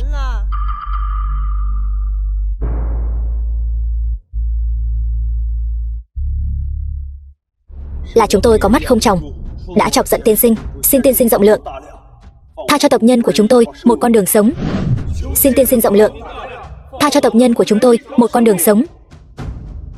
Các ngươi còn muốn chu di cửu tộc của ta không? Chúng tôi hồ đồ tự nguyện mất mạng. Vô vị. Trần tiên sinh, lão hủ có thể nói một lời được không? Tư tướng, xin mời nói. Tuy bọn họ đã đắc tội với tiên sinh, đáng lẽ phải mất mạng vạn lần, nhưng mà xét thấy bọn họ vẫn còn hữu dụng cho xã Tắc Giang Sơn, chi bằng để bọn họ bồi thường cho tiên sinh đầy đủ, giữ lại tính mạng của bọn họ, lập công chuộc tội, có được không? Ta nguyện dâng lên tất cả gia sản. Xin tiên sinh giơ cao đánh khẽ. Chúng tôi cũng nguyện dâng lên tất cả gia sản. Xin tiên sinh giơ cao đánh khẽ. Chúng tôi cũng nguyện dâng lên toàn bộ gia sản. Xin tiên sinh giơ cao đánh khẽ. Ta cũng nguyện ý dâng lên toàn bộ gia sản. Xin tiên sinh giơ cao đánh khẽ, tha cho ta một mạng. Bọn họ có thể, ngươi không thể. Trần Tiên, anh đừng có bắt nạt người quá đáng. Ngươi nói cho cô ta biết, ta năm đó làm sao mà trở thành một người thực vật.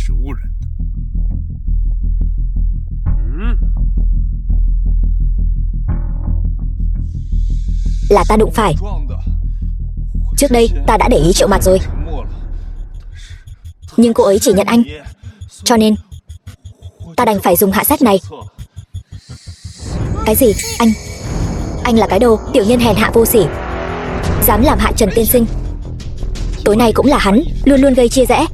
Nếu không thì bọn ta há lại cùng Trần tiên sinh đối đầu, nên bị thiên đao vạn quả, lăng trì xử tử, chu di cửu tộc, chu diệt cả nhà. Trần tiên sinh, tiểu nhân như thế này không cần làm bẩn tay ngài, cứ để lão phu làm đi. Người đâu?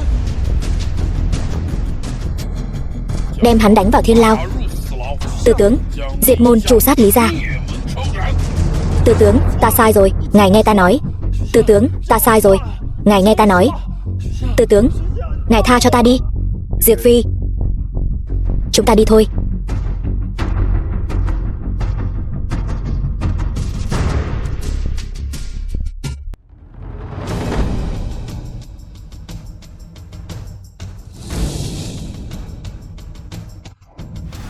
Ngô Thải Hà, bác gái của Võ Diệp Phi. Võ lão phu nhân, bà nội của Võ Diệp Phi. Võ Chấn Minh, bác trai của Võ Diệp Phi. Con trai của lễ bộ thượng thư đại hạ Lý Vạn Nham, xin dâng vạn thọ văn ngọc như ý. Chúc lão phu nhân vạn thọ vô cương, vạn sự như ý. Được, Lý công tử thật có lòng.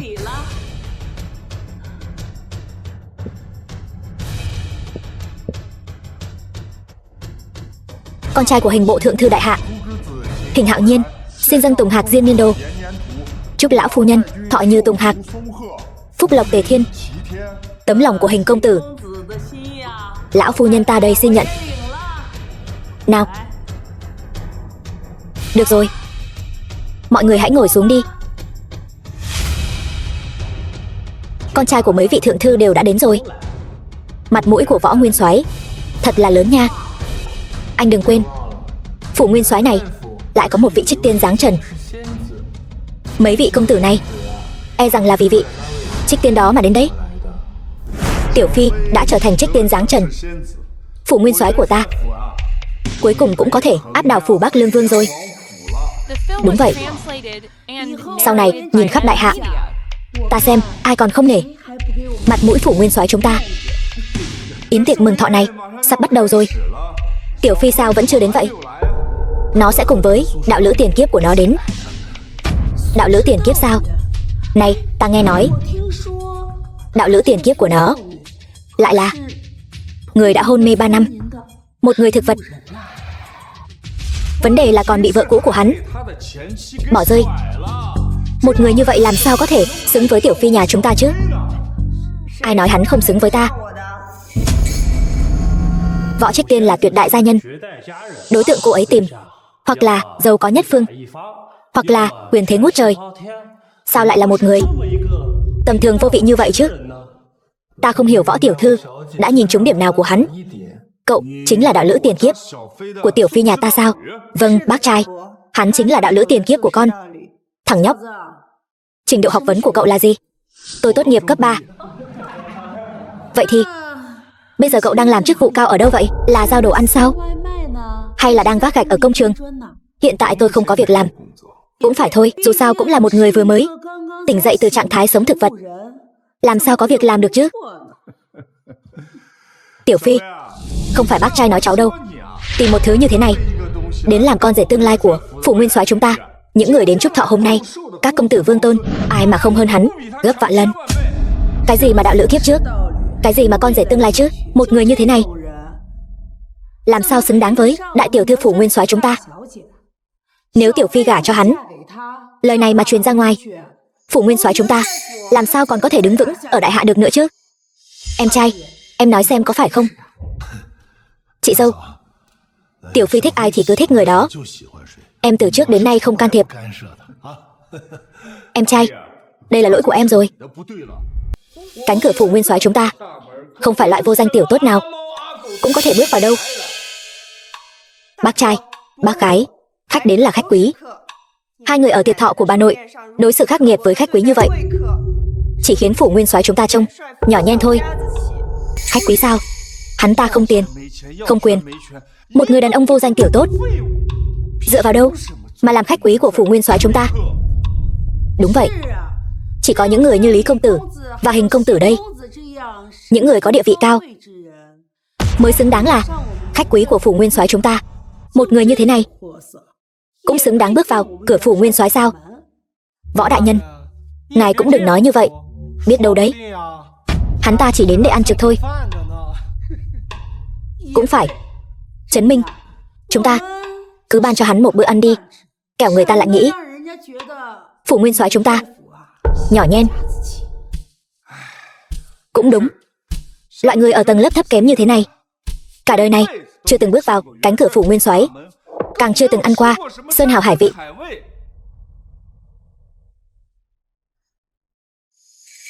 Lát nữa tôi sẽ múc cho cậu một bát, cậu cứ ngồi ở cửa mà ăn cho tử tế. Nhất định phải ăn hết đấy nhé. Bác trai, cháu gọi bác một tiếng bác trai, không phải để bác ức hiếp đạo lữ của cháu.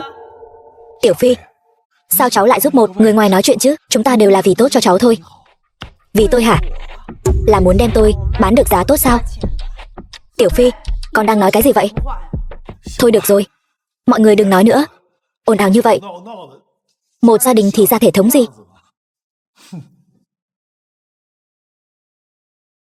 Sư phụ, hôm nay nể mặt con, đừng chấp nhặt với bọn họ.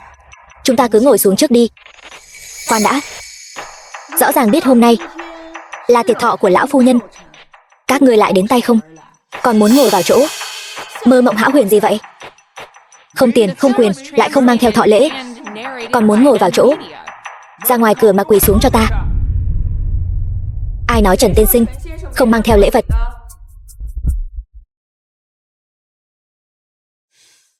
Từ Nhược Trân, cháu gái của Từ tể tướng. Đây là thọ lễ của Từ phủ chúng tôi.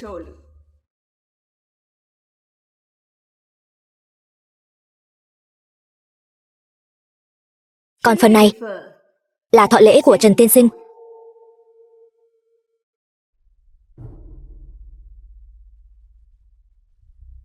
Người đàn ông này quen biết cháu gái của Từ tể tướng từ khi nào vậy?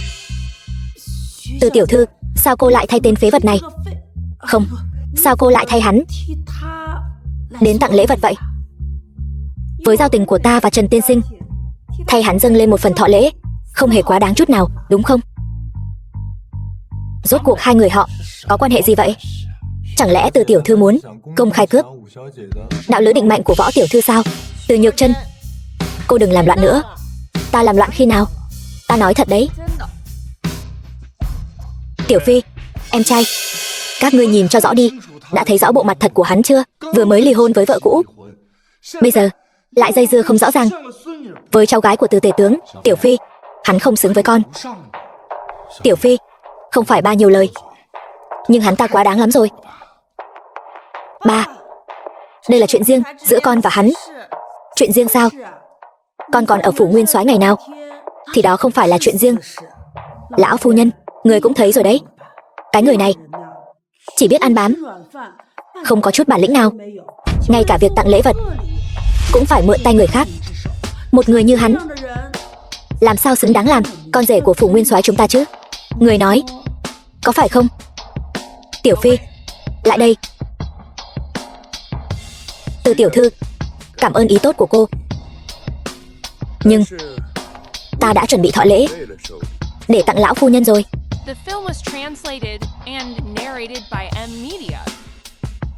Sư phụ, đây là bã đan của kim đan tuyệt thế mà người đã luyện chế trước đây. Đúng vậy, là bã đan. Đồ quá tốt thì không thể tặng cho bà ấy. Con hiểu, nhưng cái này cũng quá quý giá rồi.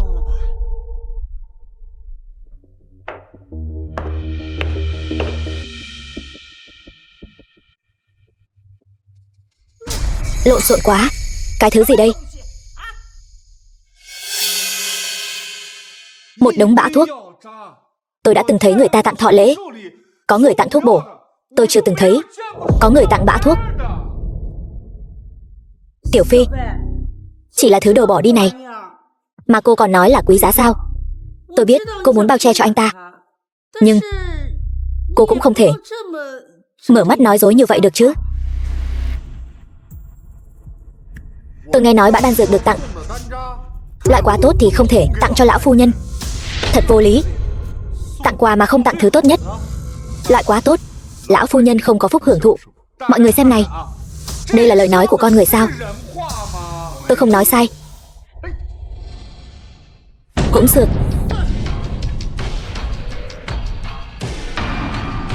Bà nội, anh ấy không có ý đó. Anh ta đã nói thẳng ra rồi. Cô còn muốn biện hộ cho anh ta sao? Lão phu nhân chỉ là một phàm nhân, lại già yếu sức tàn, không thể hưởng thụ kim đan của tiên nhân. Ngay cả khi hưởng thụ bã thuốc này cũng là phúc phận phi thường của bà ấy. Anh nói bậy. Phủ nguyên soái chúng ta còn có trích tiên như Tiểu Phi đây rồi, mà anh lại dám nói lão phu nhân chúng ta không có phúc khí. Mẹ xem anh ta kìa, thật là vô liêm sỉ. Không phải là con người. Tiểu Phi, con đuổi anh ta ra ngoài cho ta. Bà nội.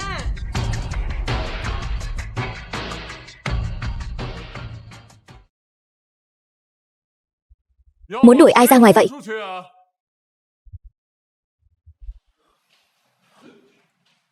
Tiểu Thiên Sư, cậu đến đúng lúc lắm.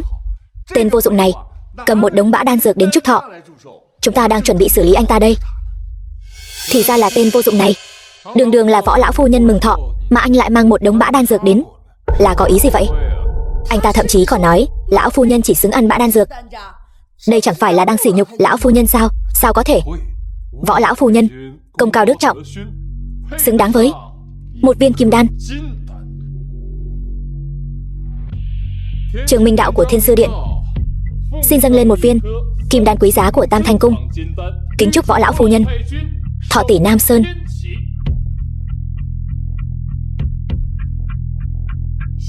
Tiểu Thiên Sư có thể đích thân đến chúc thọ, lão thân đã rất vui mừng rồi. Thật không ngờ cậu ấy lại có thể tặng một món trọng lễ như vậy. Viên kim đan của Thiên Sư Điện này còn quý giá hơn nhiều so với những món đồ ngọc và tranh quý kia. Đó là điều chắc chắn rồi.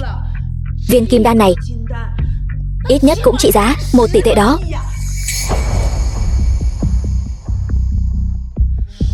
Một tỷ tệ sao?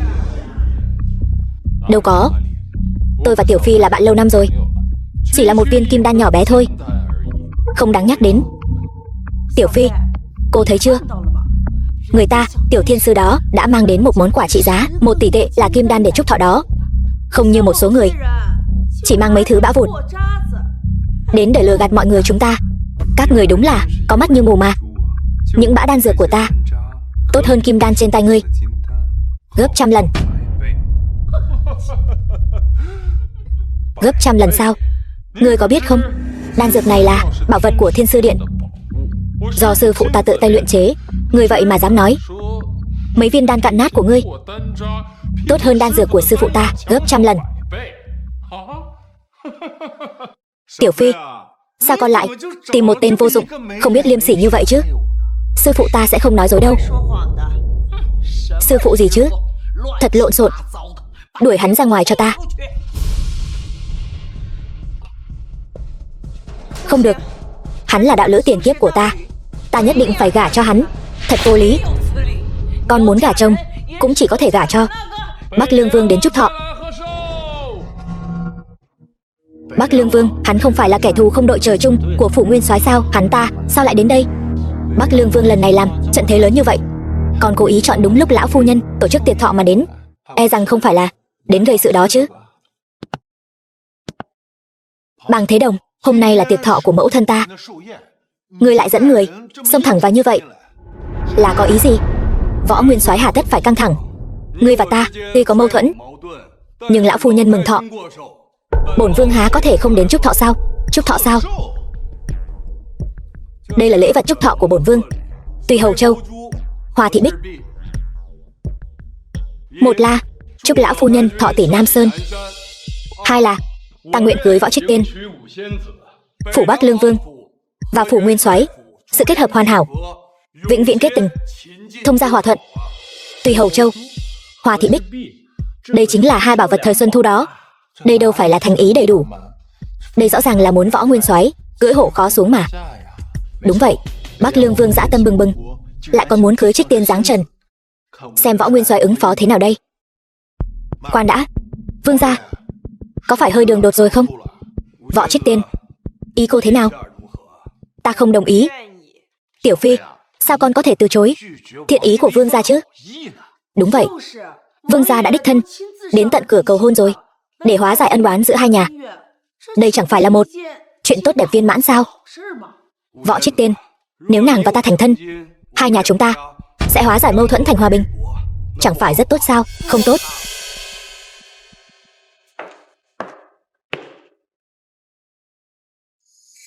Hắn mới là người ta muốn lấy.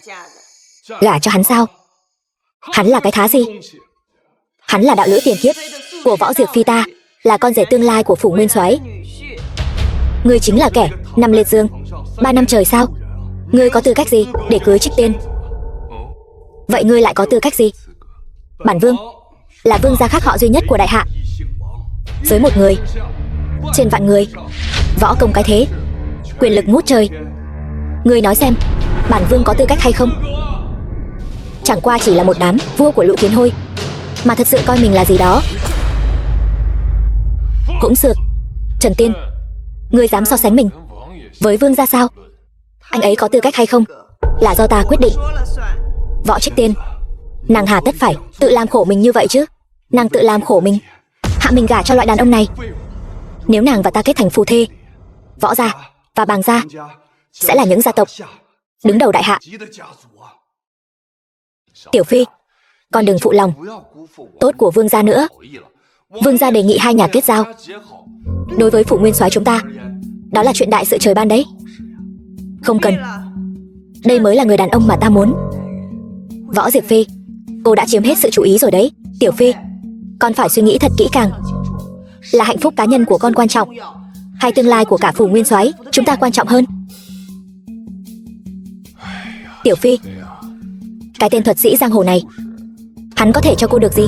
Cô nhìn vương gia xem, ngài ấy mang đến quốc bảo Xuân Thu Song Bích, còn hắn thì sao? Mang đến một đống bã đan dược nát. Đúng là có mắt không thấy vàng ngọc mà. Trong mắt các ngươi, bã đan dược vô dụng này không chỉ có thể chữa khỏi đôi chân của lão phu nhân, mà còn có thể khiến người cải lão hoàn đồng, lấy lại dung nhan thanh xuân. Nói bậy. Chân của mẹ tôi đã ngồi xe lăn hơn 20 năm rồi. Chúng tôi đã tìm khắp danh y, không ai có thể chữa khỏi. Chỉ bằng cái thứ bã đan dược nhỏ bé của anh mà muốn chữa khỏi, anh đừng có mơ mộng hão huyền nữa. Cải lão hoàn đồng, khôi phục dung nhan thanh xuân. Trần Tiên, chuyện này ngay cả sư phụ ta cũng không làm được, chỉ bằng cái tên thầy lang giang hồ như ngươi. Đừng có đùa giỡn với lão thân ta nữa, thật là vô lý. Người đâu? Đuổi hắn ra ngoài cho ta. Ta xem ai dám động vào hắn.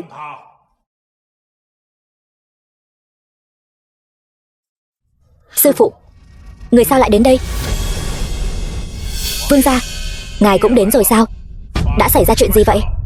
Thiên sư, người đến thật đúng lúc. Kẻ này cầm bã thuốc nát lừa gạt lão phu nhân đấy. Lão thiên sư, lão thân dù sao cũng là chủ mẫu của Phủ Nguyên Soái. Người này lại dám bảo ta ăn bã thuốc này. Đây chẳng phải là sỉ nhục lão thân sao?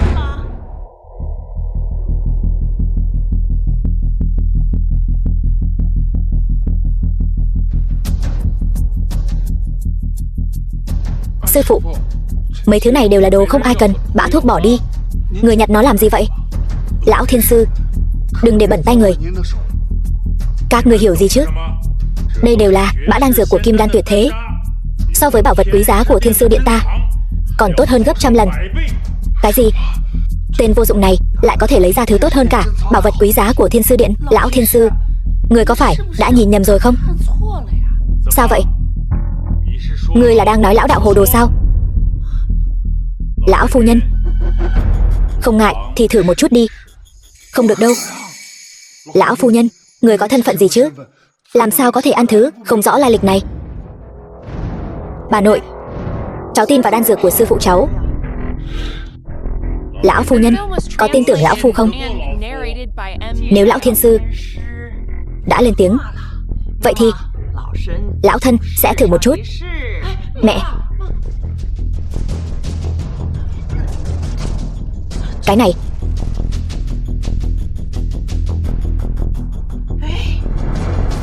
quả nhiên là thần đan diệu dược. Một luồng nhiệt nóng trực tiếp truyền đến đôi chân của ta.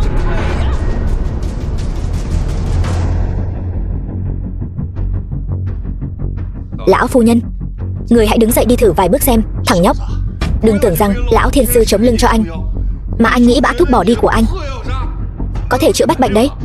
Khoan đã, mau đi lấy cây gậy đầu rồng của ta, nhanh lên.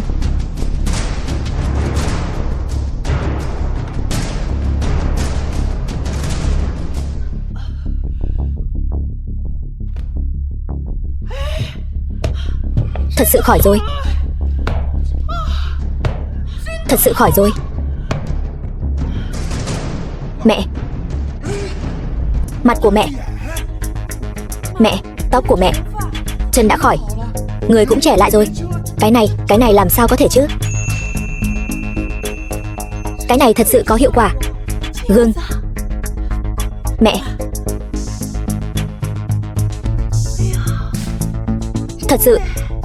Thật sự đã tốt hơn rồi. Thần dược. Đúng là thần dược. Bà nội, bây giờ hắn có đủ tư cách làm con rể của phủ nguyên soái chúng ta chưa? Đương nhiên rồi. Vậy còn các người thì sao? Còn có ý kiến gì nữa không? Không có ý kiến. Lão phu nhân nói có tư cách. Vậy thì sẽ có tư cách. Vương gia, con rể nhà chúng ta không tệ chứ? Chúng ta đi thôi.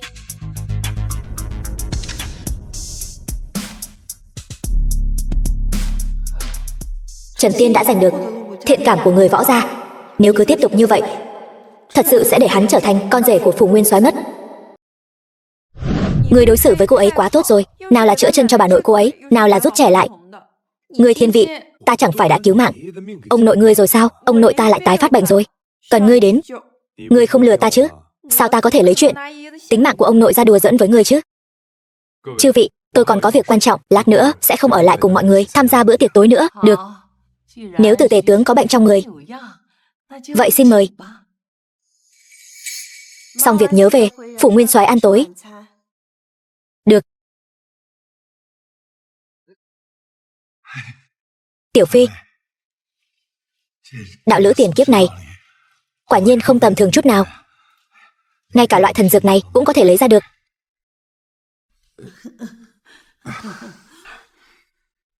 Sư phụ, những viên kim đan tuyệt thế này chẳng phải chỉ có người mới luyện chế được sao? Những bã đan này chẳng lẽ là người đã đưa cho hắn? Nói bậy bạ. Người biết gì chứ? Người vẫn chưa hết tấm túc. Mau về phủ thiên sư cho ta. Tuân lệnh sư phụ.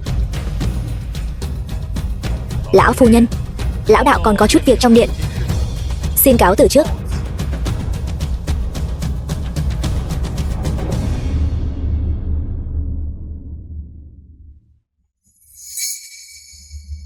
Tiểu thiên sư nói đúng. Nếu đại hạ còn có người có thể luyện chế ra loại bã đan tuyệt thế này, chỉ có một người, đó chỉ có thể là lão thiên sư. Lấy bã đan của người khác ở phủ nguyên soái của chúng ta, lừa đảo. Tiểu Phi, đây là người đàn ông mà con tìm sao? Không phải như vậy. Con im miệng cho ta. Ta suýt nữa bị cái tên nhóc vô dụng đó lừa rồi. Phủ thiên sư. Sư phụ, đệ tử vẫn không hiểu vì sao người lại muốn giúp tên Trần Tiên vô dụng đó. Hơn nữa, vì sao người lại đem bã đan của kim đan tuyệt thế đưa cho hắn chứ? Người biết gì chứ?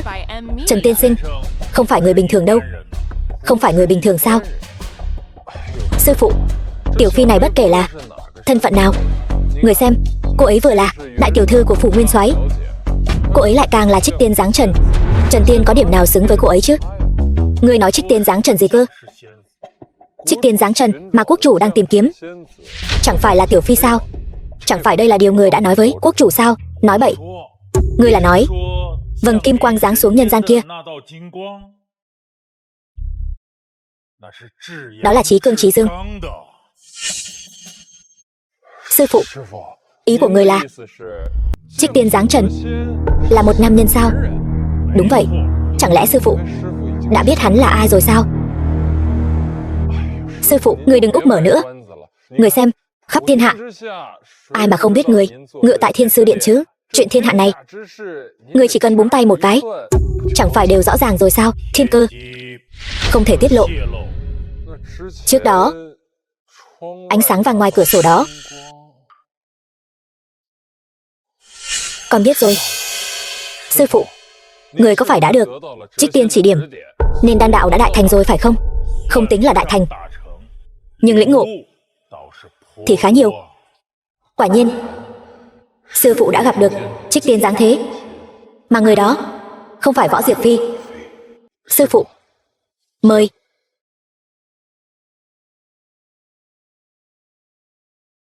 Phủ Bắc Lương Vương, ngươi nói gì? Võ Diệp Phi lại không phải Trích Tiên dáng thế. Võ Diệp Phi to gan thật, dám mạo danh Trích Tiên dáng thế. Xin vương gia hạ lệnh, thuộc hạ sẽ lập tức bắt cô ta về. Không tệ. Bản vương đang lo không nắm được nhược điểm của Võ Trấn Hùng. Không ngờ con gái hắn lại dám mạo danh Trích Tiên, chọc giận Thiên Uy, quả là tự đến nạp mạng. Hôm nay cứ nhân cơ hội này, toàn bộ phủ Nguyên Soái sẽ bị thanh trừ luôn một thể. Vương gia, theo ý kiến của hạ thần, Trần Tiên đó cũng không thể bỏ qua. Người quên rồi sao? Hắn đã công khai vả mặt người. Thuộc hạ khẩn cầu vương gia ban cho ta một ít binh lực, ta nguyện thay người chia sẻ nỗi lo, bắt Trần Tiên đó cùng nhau diệt trừ. Hắn tuy là một con kiến hôi, nhưng hôm nay quả thực đã khiến bản vương không vui. Cứ giao cho ngươi. Vâng. Truyền lại xuống. Chỉnh đốn binh mã, bao vây phủ Nguyên Soái. Vâng.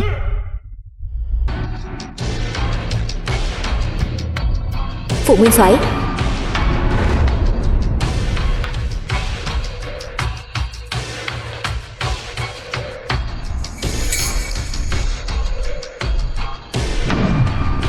Bàng Thế Đồng, ngươi còn đến làm gì? Tiểu phi nhà ta đã rõ ràng từ chối ngươi rồi. Bản vương lần này không phải đến cầu thân, bắt lấy cho ta. Bàng Thế Đồng, ngươi định làm gì? Bàng Thế Đồng, ngươi to gan thật. Phủ Nguyên Soái đây là do quốc chủ sắc phong, cho dù ngươi là vị vương gia khác họ duy nhất đại hạ cũng không thể ở đây làm càn. Đúng vậy, ngươi dám ở phủ Nguyên Soái động đao binh, ngươi muốn tạo phản sao? Phủ Nguyên Soái đã bị người của ta bao vây rồi. Phủ Nguyên Soái của các ngươi cũng không còn quân quyền nữa. Hắn rốt cuộc muốn làm gì? Bàng Thế Đồng, bao vây phủ Nguyên Soái là tội đại nghịch. Ngươi không sợ quốc chủ trách tội sao? Tội của ta dù lớn đến mấy, có thể lớn bằng tội ngươi mạo danh Trích Tiên dáng thế sao? Tiểu phi, con là Trích Tiên dáng thế giả mạo sao? Ngươi dựa vào đâu mà nói ta là giả mạo? Nếu ngươi thật sự là Trích Tiên dáng thế, thì bản vương có dám đến phủ Nguyên Soái làm càn sao? Ta sẽ không sợ ngươi một kiếm chém ta mất mạng sao? Tiểu phi, bây giờ ta cũng có thể một kiếm chém ngươi. Vậy ngươi chém ta thử xem. Đừng giả vờ nữa, ta đã biết hết rồi. Trích Tiên dáng thế, hắn là nam nhân, cho nên căn bản không thể nào là ngươi được. Tiểu phi, tất cả chúng ta đều bị con hại mất mạng rồi. Con thật to gan. Trích Tiên dáng thế gì chứ? Đạo lữ tiền kiếp gì chứ? Hóa ra tất cả đều là con bịa đặt ra để hủy hôn. Con nói con sớm một chút gả cho Bắc Lương Vương, chẳng phải mọi chuyện đều sẽ không sao rồi sao? Tiểu phi, đây chính là tội khi quân đó. Con bây giờ mau chóng gả cho Bắc Lương Vương, vẫn còn có thể bảo toàn phủ Nguyên Soái của chúng ta. Muộn rồi. Các người thật sự nghĩ rằng ta đã nhìn trúng nàng ta sao? Ta nhìn trúng nàng ta là vì thân phận Trích Tiên dáng thế. Nàng ta không còn thân phận đó thì chẳng là gì cả. Phủ Nguyên Soái của các ngươi cũng chẳng là gì cả. Bàng Thế Đồng, cho dù thân phận Trích Tiên của tiểu phi nhà chúng ta có đáng ngờ, nhưng ngươi không có sự cho phép của quốc chủ, lại dám tự ý thi hành tử hình đối với đại nguyên soái của phủ Nguyên Soái. Chẳng lẽ ngươi thật sự muốn tạo phản sao? Tạo phản hả? Bản vương quyền khuynh thiên hạ. Nói gì đến tạo phản? Ta nhìn chúng nàng ta là thân phận Trích Tiên dáng thế, còn các ngươi chỉ là bậc thang để ta lôi kéo Trích Tiên mà thôi. Chẳng lẽ ngươi muốn? Đúng vậy. Ngày mai ta sẽ ở Tế Tiên Đài tổ chức một buổi đại điển phong thiền long trọng, sẽ mời Trích Tiên đích thân đến dự. Đến lúc đó Ta sẽ dùng máu tươi của các ngươi để rửa sạch tội nghiệp mà các ngươi đã phạm phải khi mạo danh Trích Tiên. Bàng Thế Đồng, ngươi dám động vào ta, sư phụ của ta nhất định sẽ không bỏ qua cho ngươi đâu. Phủ nguyên soái của chúng ta căn bản không phải là đối thủ của Bàng Thế Đồng. Tên vô dụng đó, hắn còn có thể làm gì được nữa? Hắn đã khó giữ được thân mình rồi. Người đâu? Bắt hết tất cả. Phủ tể tướng.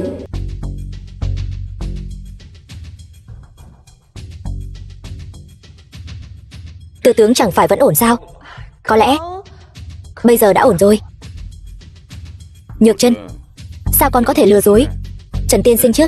Ông không phải nói tim đau sao?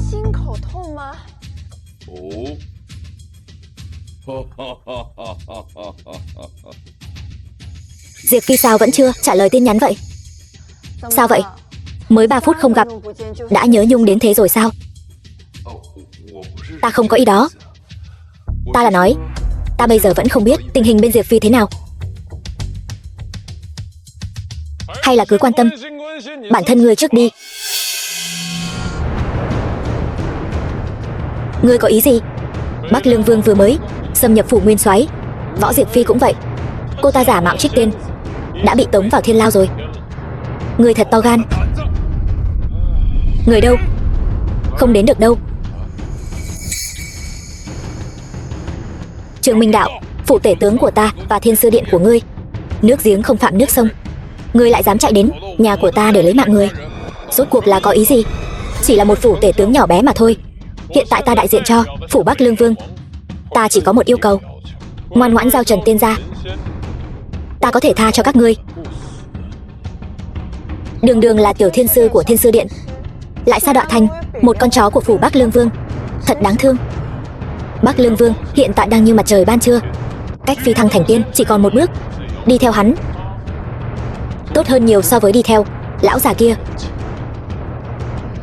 Trương Thiên Sư quả nhiên đã dạy dỗ ra một đồ đệ tốt đấy nhỉ. Một lời thôi, giao người hay không giao? Trần tiên sinh từng cứu mạng lão phu, hôm nay lão phu dù có mất mạng cũng phải bảo vệ Trần tiên sinh được vẹn toàn. Trần Tiên là người đàn ông mà từ Nhược Chân ta đã để mắt tới, ta xem ai dám động vào anh ta. Trần Tiên, xem ra ngươi chỉ là một tên vô dụng, chỉ biết trốn sau lưng phụ nữ mà thôi. Người đâu? Lấy mạng hết cho ta. Nếu như Tiểu Phi đang trong tay bọn chúng, không vào hang cọp sao bắt được cọp con? Chi bằng tương kế tiệu kế, xem rốt cuộc bọn chúng muốn làm gì.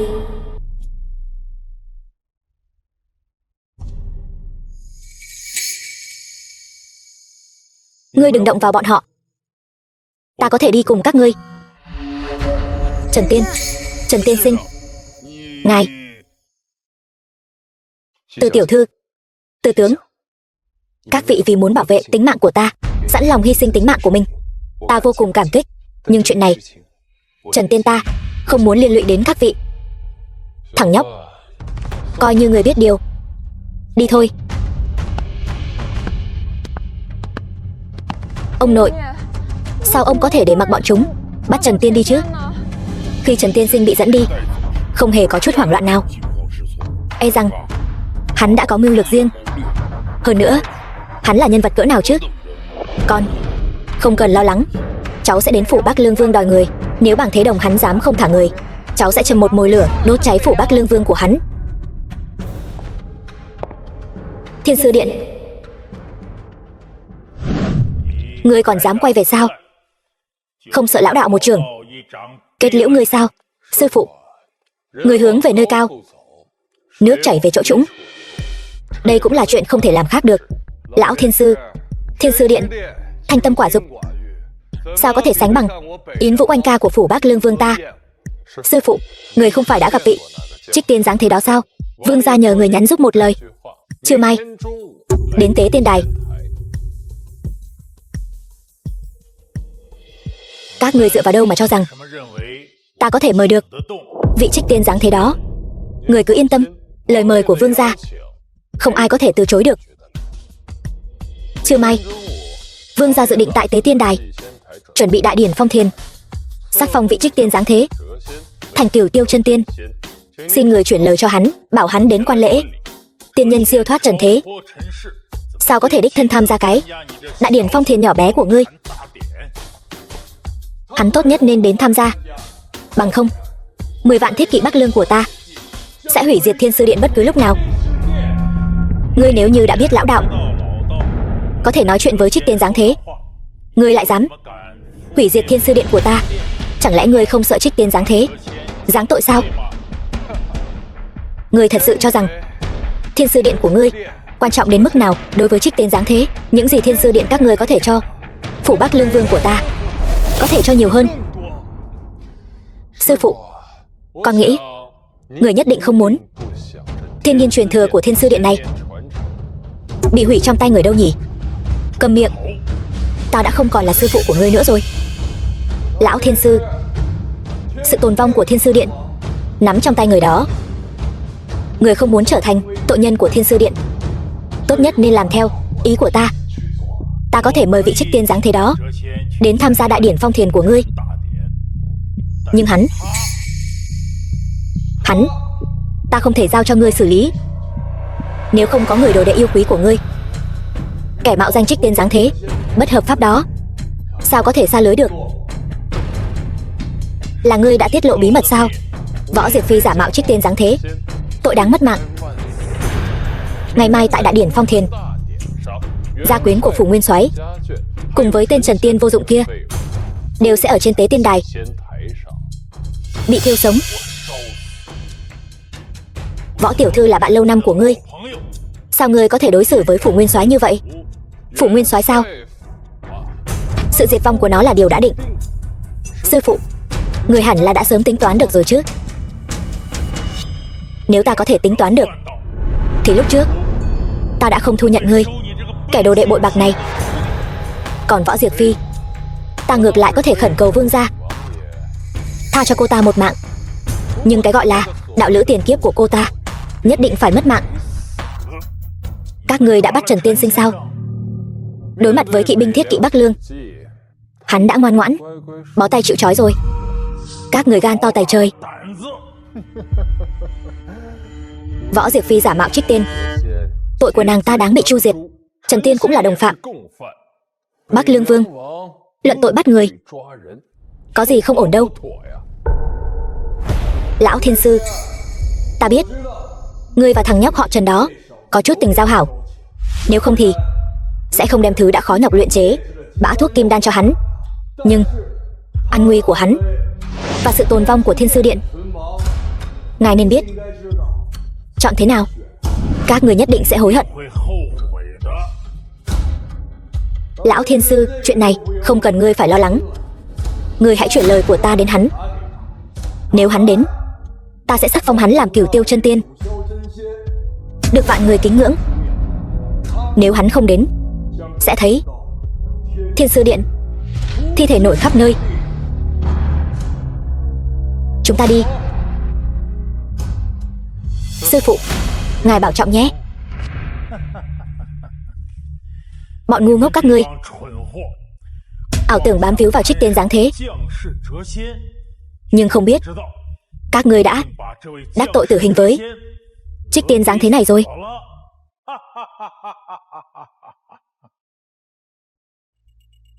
Vương gia, nếu Trích Tiên không đến, phải làm sao? Yên tâm đi, lời tiêu diệt Thiên Sư Điện đã nói ra rồi. Sư phụ của ngươi cho dù cầu xin Trích Tiên cũng phải cầu cho hắn đến. Vậy nếu Trích Tiên nổi giận thì sao? Cơn thịnh nộ của chân tiên không phải những phàm nhân như chúng ta có thể chịu đựng được. Ngươi nghĩ rằng ta mời Trích Tiên đến thật sự là vì sắc phong cho hắn một tiên hiệu hữu danh vô thực sao? Ý của ngài là nếu hắn bằng lòng phối hợp, giao ra chân nguyên và công lực, giúp ta bước lên con đường thành tiên, ta nguyện hiến ra thu nạp Long Châu Quốc vận đại hạ. Vậy nếu hắn không phối hợp thì sao? Thì ta sẽ dùng sức mạnh của phàm nhân chu diệt tiên nhân. Tế tiên đài.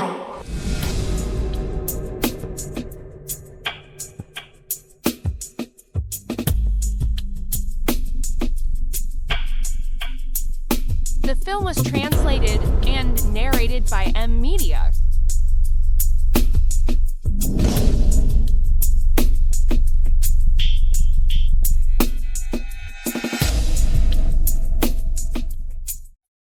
Không ngờ Võ gia cứ thế bị chúng ta hủy hoại rồi. Đều là vì con nhóc Võ Diệp Phi này. Mạo danh cái gì? Trích tiên dáng thế, bị Bắc Lương Vương nắm được nhược điểm, mới chiêu họa tai ương. Võ Trấn Hùng, xem người sinh ra đứa con gái tốt. Phụ nguyên soái Võ gia công sức 3 đời người bị cô ta tận tay hủy hoại rồi.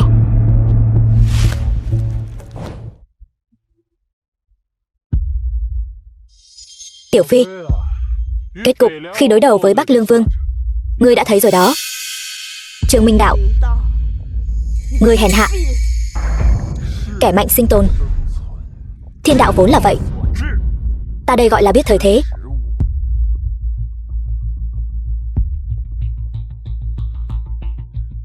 Ngươi và ta tình cảm nhiều năm.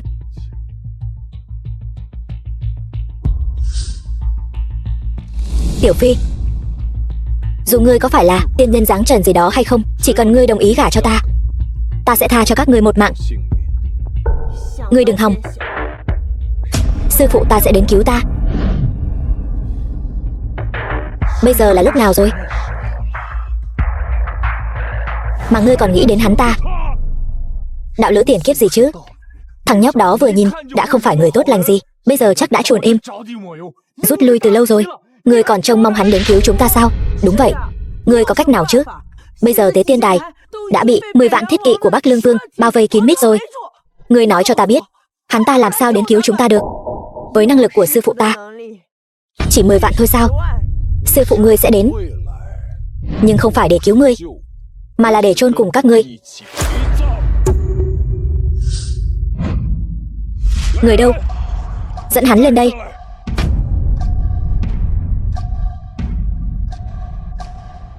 Sao có thể chứ? Hắn ta là do ta tự tay bắt về mà.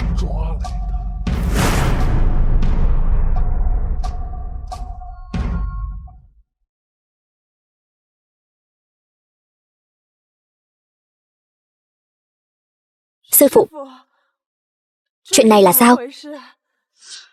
Còn có thể là sao nữa?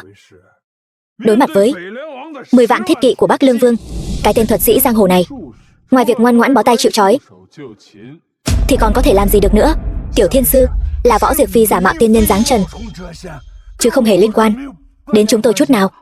Đúng, một kẻ giả mạo tiên nhân dáng trần, một kẻ giả mạo đạo lữ tiền kiếp, muốn lấy mạng thì lấy mạng bọn họ, thật sự không liên quan đến chúng tôi chút nào. Đúng vậy, chúng tôi nguyện ý dâng phủ nguyên soái cho Bắc Lương Vương, chỉ câu đổi lấy một cơ hội sống sót. Bác trai, sao bác trai có thể như vậy chứ? Câm miệng. Tất cả là vì ngươi khiến phủ nguyên soái của chúng ta rơi vào tình cảnh này. Bắc Lương Vương chỉ quan tâm đến tiên nhân dáng trần, đối với phạm nhân như cô ta không có chút hứng thú nào. Nhưng cô ta còn giả vờ thanh cao, không chịu gả cho ta. Trương Minh Đạo, ta có mất mạng cũng không gả cho ngươi. Nghe thấy chưa? Là cô ta không cho các ngươi đường sống. Gả cho Tiểu Thiên Sư thì sao chứ? Bây giờ hắn ta là người được Bắc Lương Vương trọng dụng, bao nhiêu phụ nữ muốn gả cho hắn ta mà không có cơ hội đó. Ngươi chỉ là không biết điều thôi. Võ Diệp Phi, ngươi muốn hại chúng ta mất mạng hết sao? Các ngươi mất mạng hết, ta mới vui lòng. Không ngờ đấy, phủ nguyên soái lẫy lừng một thời lại rơi vào bước đường này. Đúng là tự làm tự chịu, không thể sống.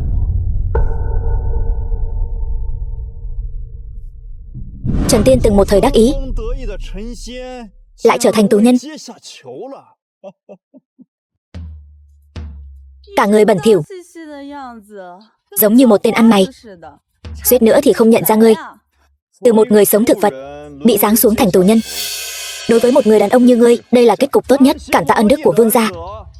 Hôm nay mời chúng ta đến tham dự, nếu không thì thật sự đã bỏ lỡ mất một màn kịch hay rồi. Trần Tiên, ta đã nói từ lâu rồi, dựa vào người khác là không đáng tin cậy.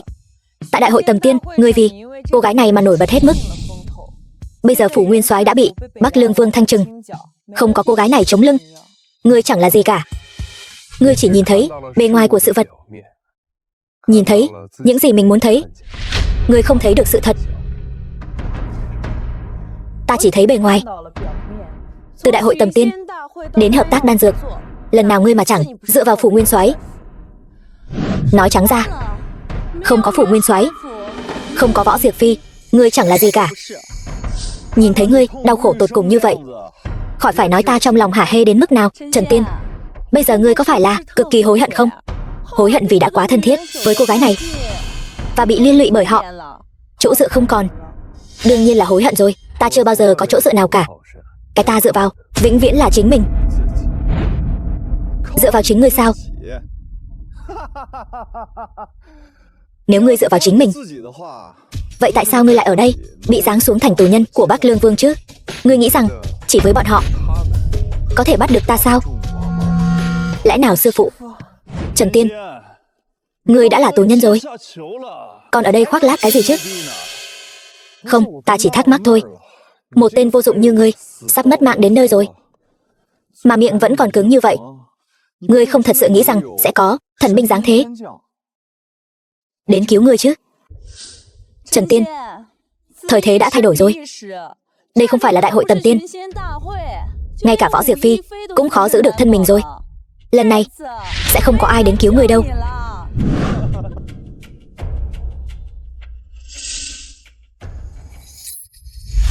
Tiểu Phi, giờ tốt để hành hình sắp đến rồi. Lời ta nói trước đây vẫn còn hiệu lực. Ta cho ngươi thêm một cơ hội cuối cùng. Trường Minh Đạo muốn ta gả cho ngươi, ngươi đừng hòng nghĩ đến. Ta thật sự không hiểu hắn có gì tốt chứ. Hai chúng ta tình cảm bao nhiêu năm rồi, ngươi vậy mà vì hắn ngay cả mạng sống cũng không cần. Một người như ngươi làm sao có thể hiểu được tình cảm của ta dành cho hắn chứ?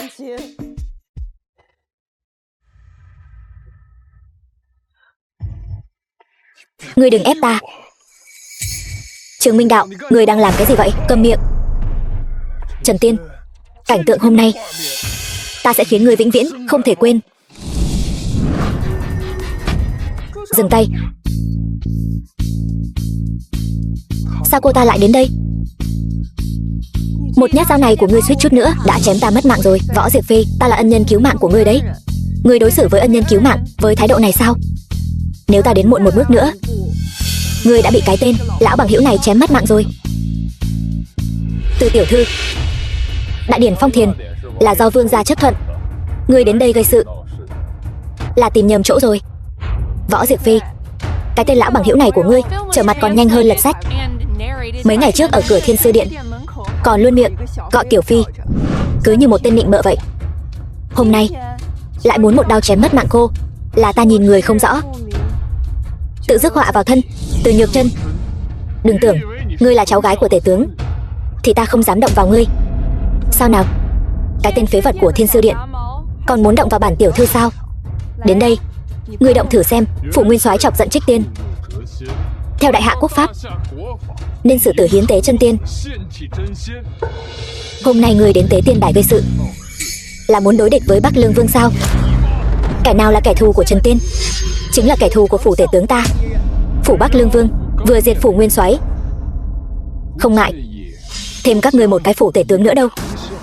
Bớt nói nhảm đi, mau thả người. Chỉ với ngươi cũng muốn phủ Bắc Lương Vương thả người sao? Si tâm vọng tưởng. Chỉ với ta đương nhiên không được. Nó thì được. Đây là thánh chỉ của quốc chủ. Thánh chỉ của quốc chủ sao? Võ gia chúng ta được cứu rồi. Được cứu rồi. Thánh chỉ đến như quốc chủ đích thân lâm triều. Sao vậy? Các ngươi quên cách quỳ rồi sao? Hay là muốn tạo phản quốc chủ?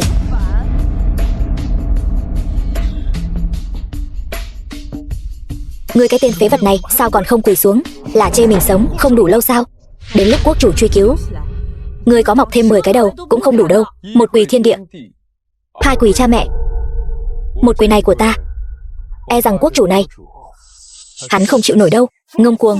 Chúng ta là con dân đại hạ, quỳ lại quốc chủ thì có sao chứ? Ý là nói quốc chủ hắn không có tư cách khiến ta quỳ xuống. Trần Tiên, sao ngươi vẫn ngông cuồng tự đại như vậy? Từ tiểu thư có lòng tốt chạy đến tế tiên đài để cứu ngươi, Ngươi lại cứ muốn chống đối quốc chủ, tự muốn nạp mạng. Từ tiểu thư, Trần Tiên coi thường quốc chủ, phạm tội đại bất kính. Cầm miệng. Trần Tiên miễn quỳ. Hắn ta là một tù nhân, dựa vào đâu mà được như vậy? Quốc chủ khẩu dụ, Trần Tiên miễn quỳ. Sao, ngươi không phục hả? Không dám. Chiếu viết, Phụ Nguyên Soái là tâm phúc của quả nhân, đã lập được chiến công hiển hách cho đại hạ. Quả nhân không sát hại những trọng thần cốt cán, đặc xá tội của võ gia. Không thử.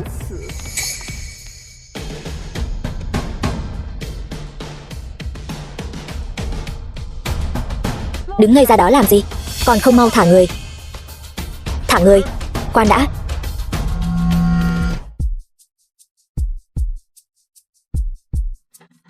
Thánh chỉ này là giả. Tham kiến vương gia. Vương gia, ý của ngài là?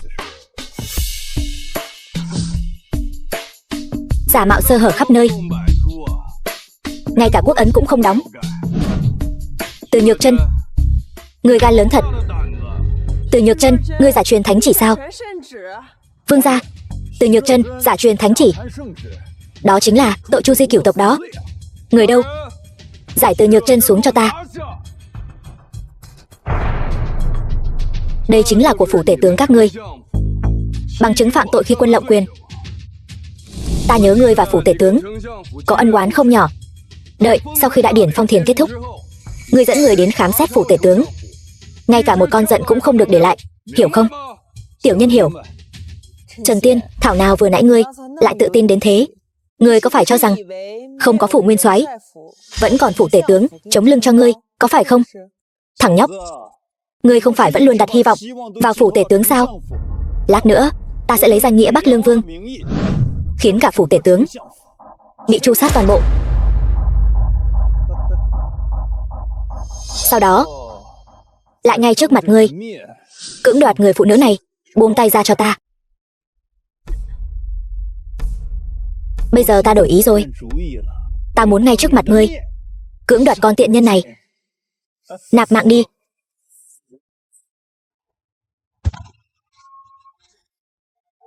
Trần Tiên, Lý thiếu gia bây giờ là người của vương gia, ngươi dám đánh Lý thiếu gia sao? Ngươi, thằng nhóc này vẫn là có thủ đoạn đấy chứ. Trước đây ngươi nói gì? Nói bản vương chỉ là một vị vua trong đám kiến hôi sao? Hóa ra tên vô dụng này trước đây đã đắc tội với vương gia rồi. Lần này ngươi tiêu chắc rồi. Lương Vương chính là vua trong các vị vua. Nhìn khắp đại hạ, trừ quốc chủ cao cao tại thượng, ai dám bất kính với vương gia? Trần Tiên ăn nói bất kính với vương gia, quả thực là tự đến nạp mạng. Quốc chủ trong mắt bản vương tính là gì? Vương gia, Từ Nhược Chân cấu kết với Trần Tiên, nên xử tử cô ta cùng với hắn. Ta sao có thể để cô ta mất mạng dễ dàng như vậy chứ? Ý của ngài là ngươi không phải rất có bản lĩnh sao? Giữa hai vị đại tiểu thư không chút khó khăn, chơi vui vẻ thật đấy. Người đâu? Trói Từ Nhược Chân lại cho ta.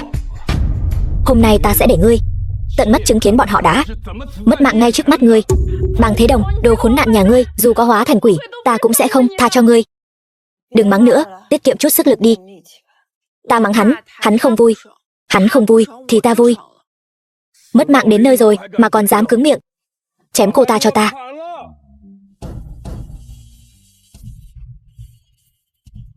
Thánh chỉ đến.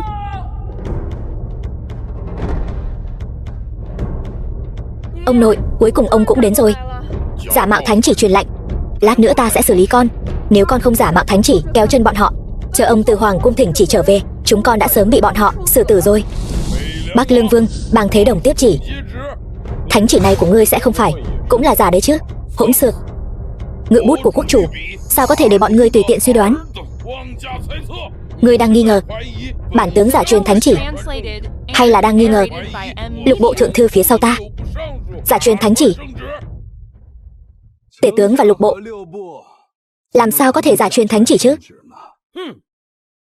Vậy còn không quỳ xuống tiếp chỉ?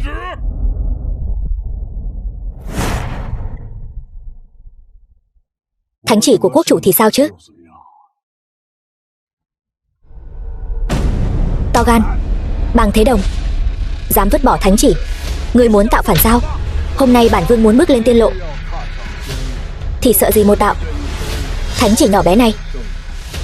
Ngươi không cần quản bọn chúng, tiếp tục chém cho ta. Trước hết chém vị đại nguyên soái Võ Trấn Hùng này cho ta.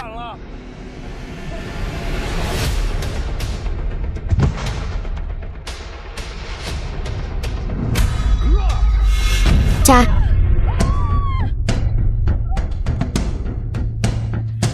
chuyện này sao lại thế này? Không ngờ Võ gia ta lại phải diệt vong tại đây. Vào đi.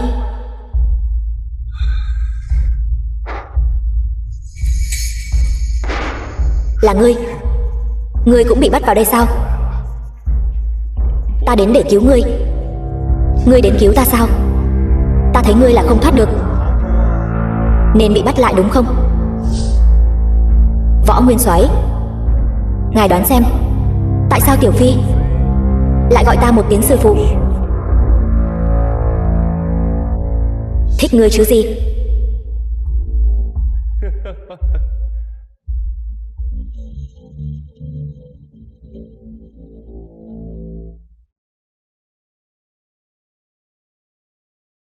Nguyên Soái, thì ra ngài ở đây. Chúng tôi cứ tưởng ngài đã bị Bắc Lương Vương bắt đi rồi. Đây là đâu? Nguyên Soái, ngài sao vậy? Đây đương nhiên là doanh trại của chúng ta rồi. Tên nhóc đó lại có thể trong chớp mắt đưa ta đến quân doanh cách ngàn dặm. Chẳng lẽ hắn... Nguyên Soái, Bắc Lương Vương có ý đồ mưu phản. Truyền lệnh xuống dưới, lập tức tập kết đại quân tiến về Tế Tiên Đài. Rõ.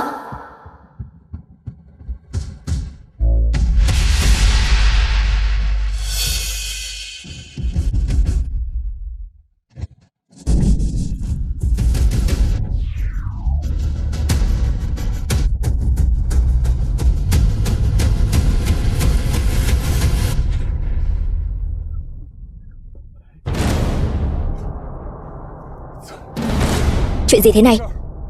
Một người làm sao có thể biến thành một khúc gỗ? Không thể nào.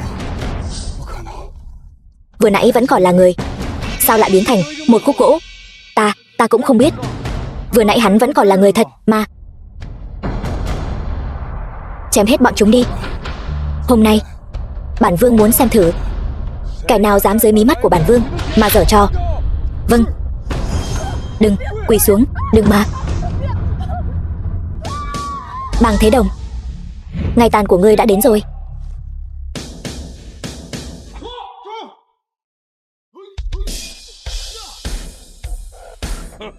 Ta còn tưởng ngươi, vị võ đại nguyên soái lừng danh một đời này, đã bị một đao chém mất mạng rồi.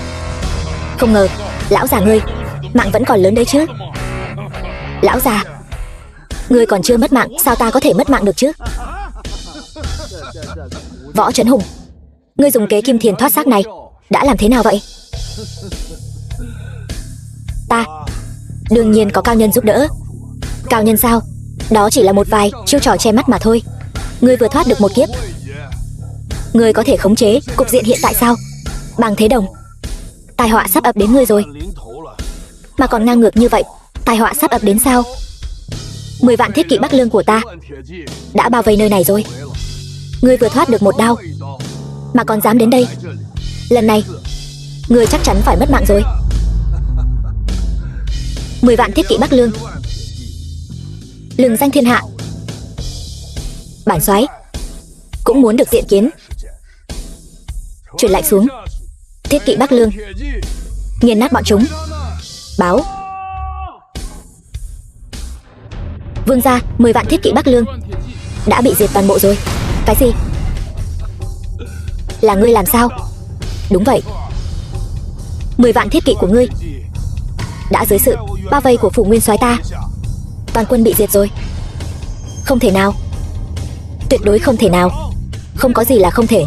Bàng Thế Đồng, ngươi lòng lang dạ sói, tội ác tày trời. Đêm qua quốc chủ đã ban cho võ đại nguyên soái hộ phù, điều động binh mã cả nước. Ngươi, ngày tàn đã đến rồi. Được lắm, Mấy người các ngươi dám tính kế ta? Ta muốn chém con gái ngươi. Tế trời.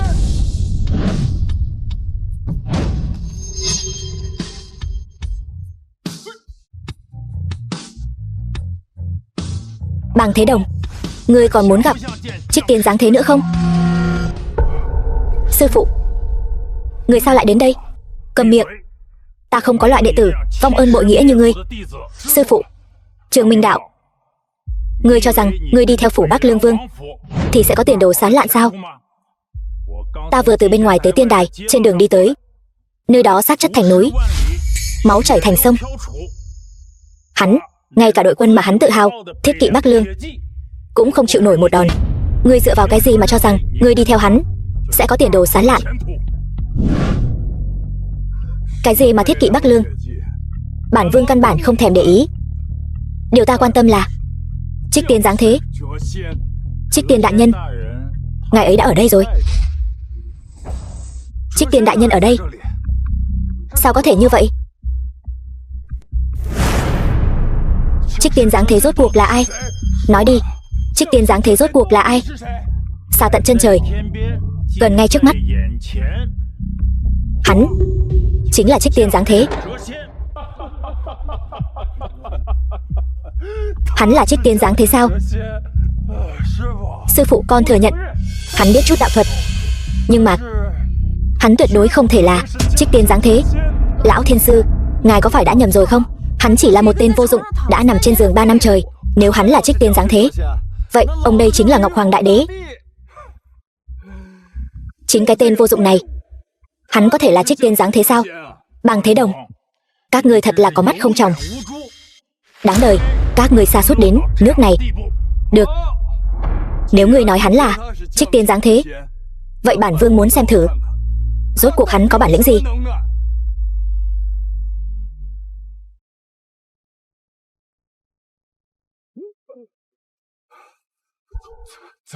Sao có thể? Người rốt cuộc là ai? Ta chính là tiên nhân duy nhất trên đời này. Trích Tiên Giáng Thế, đao thương bất nhập, chân tiên chi thể. Hắn vậy mà thật sự là Trích Tiên Giáng Thế. Ta đã tự tay bắt Trích Tiên đại nhân. Không ngờ hắn vậy mà lại thật sự là Trích Tiên Giáng Thế. Ta vậy mà có mắt không tròng, lại nhận nhầm Trích Tiên thật.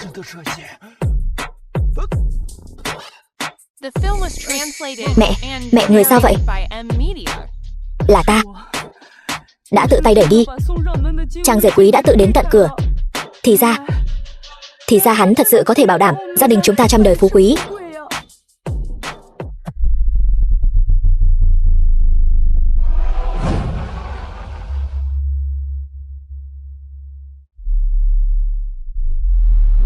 Thứ này khá tốt, ta đành nhận vậy.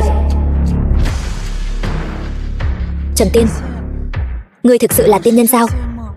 Triệu Mạt, ta đã nói với ngươi trước đây rồi, ngươi không tin. Ngươi cố chấp cho rằng chỗ dựa của ta là hai vị tiểu thư của phủ nguyên soái và phủ tể tướng. Trần Tiên, anh biết đấy. Thật ra em đối với anh, Triệu Mạt, ngươi còn chưa hiểu sao? Duyên phận của chúng ta đã tận rồi.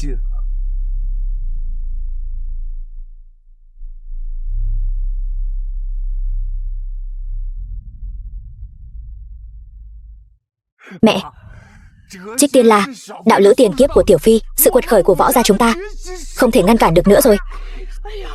Thật không ngờ cháu rể của chúng ta lại là Trích Tiên Giáng Thế.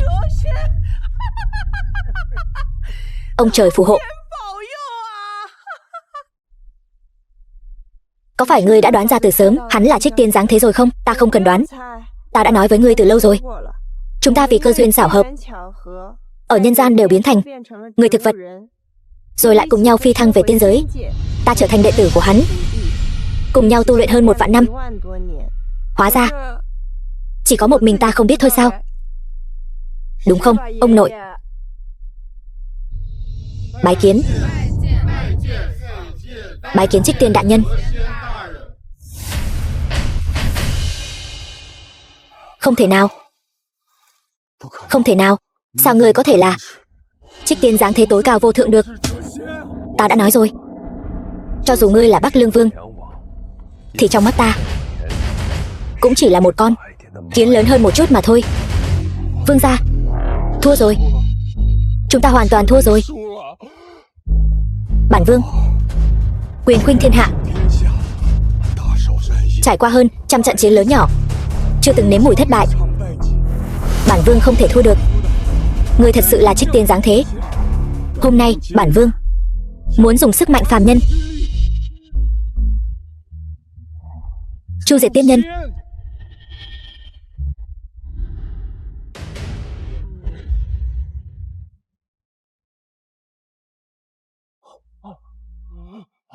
Tiêu rồi, viên Long Châu này ẩn chứa quốc vận đại hạ của ta.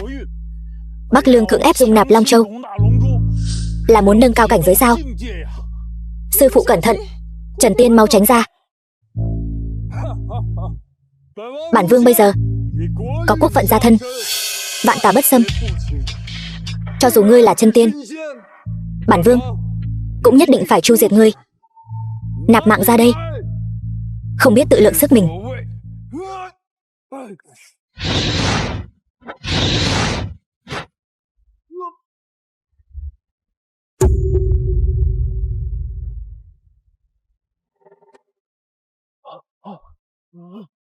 Hỏng rồi.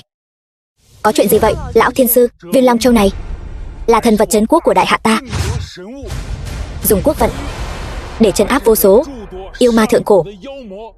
Nhưng bây giờ Bắc Lương Vương hiện tại vì tư dục cá nhân đã cưỡng ép rút cạn quốc vận trong Long Châu, khiến phong ấn bị nới lỏng, làm cho nhiều yêu ma quỷ quái nhân cơ hội này trốn thoát. Cái gì? Những yêu ma này trốn vào nhân gian, e rằng không lâu nữa sẽ là một đại kiếp nạn. Cứ yên tâm, bản tôn ở đây. Những yêu ma đó sẽ không thể gây ra sóng gió gì đâu.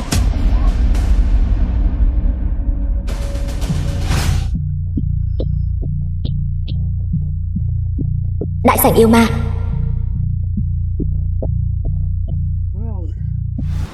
Huyết ma.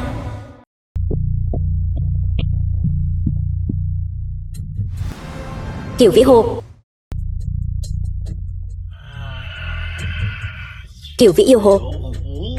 Ngươi cũng trốn thoát rồi sao? Thì ra là huyết ma đại nhân, bị phong ấn 3000 năm. Quái vật, mùi trên người ngươi sao vẫn khó ngửi như vậy chứ? Khó khăn lắm mới trốn thoát được, nên suy nghĩ kỹ xem làm thế nào để thống trị thế giới này. Các người không thấy vị tiên nhân kia sao? Có thể một chưởng đập nát Long Châu. Tu vi của hắn thật sự không tầm thường chút nào. Người này nhất định là trở ngại lớn nhất của yêu tộc ta trên con đường phục hưng. Nhất định phải tìm cách tiêu diệt hắn tận gốc. Đại sảnh yêu ma. Bái kiến yêu hậu. Sát thần Chu Tiên, vạn thế thiên thu, thống nhất tam giới. Yêu hậu, chủ nhân của đại sảnh yêu ma.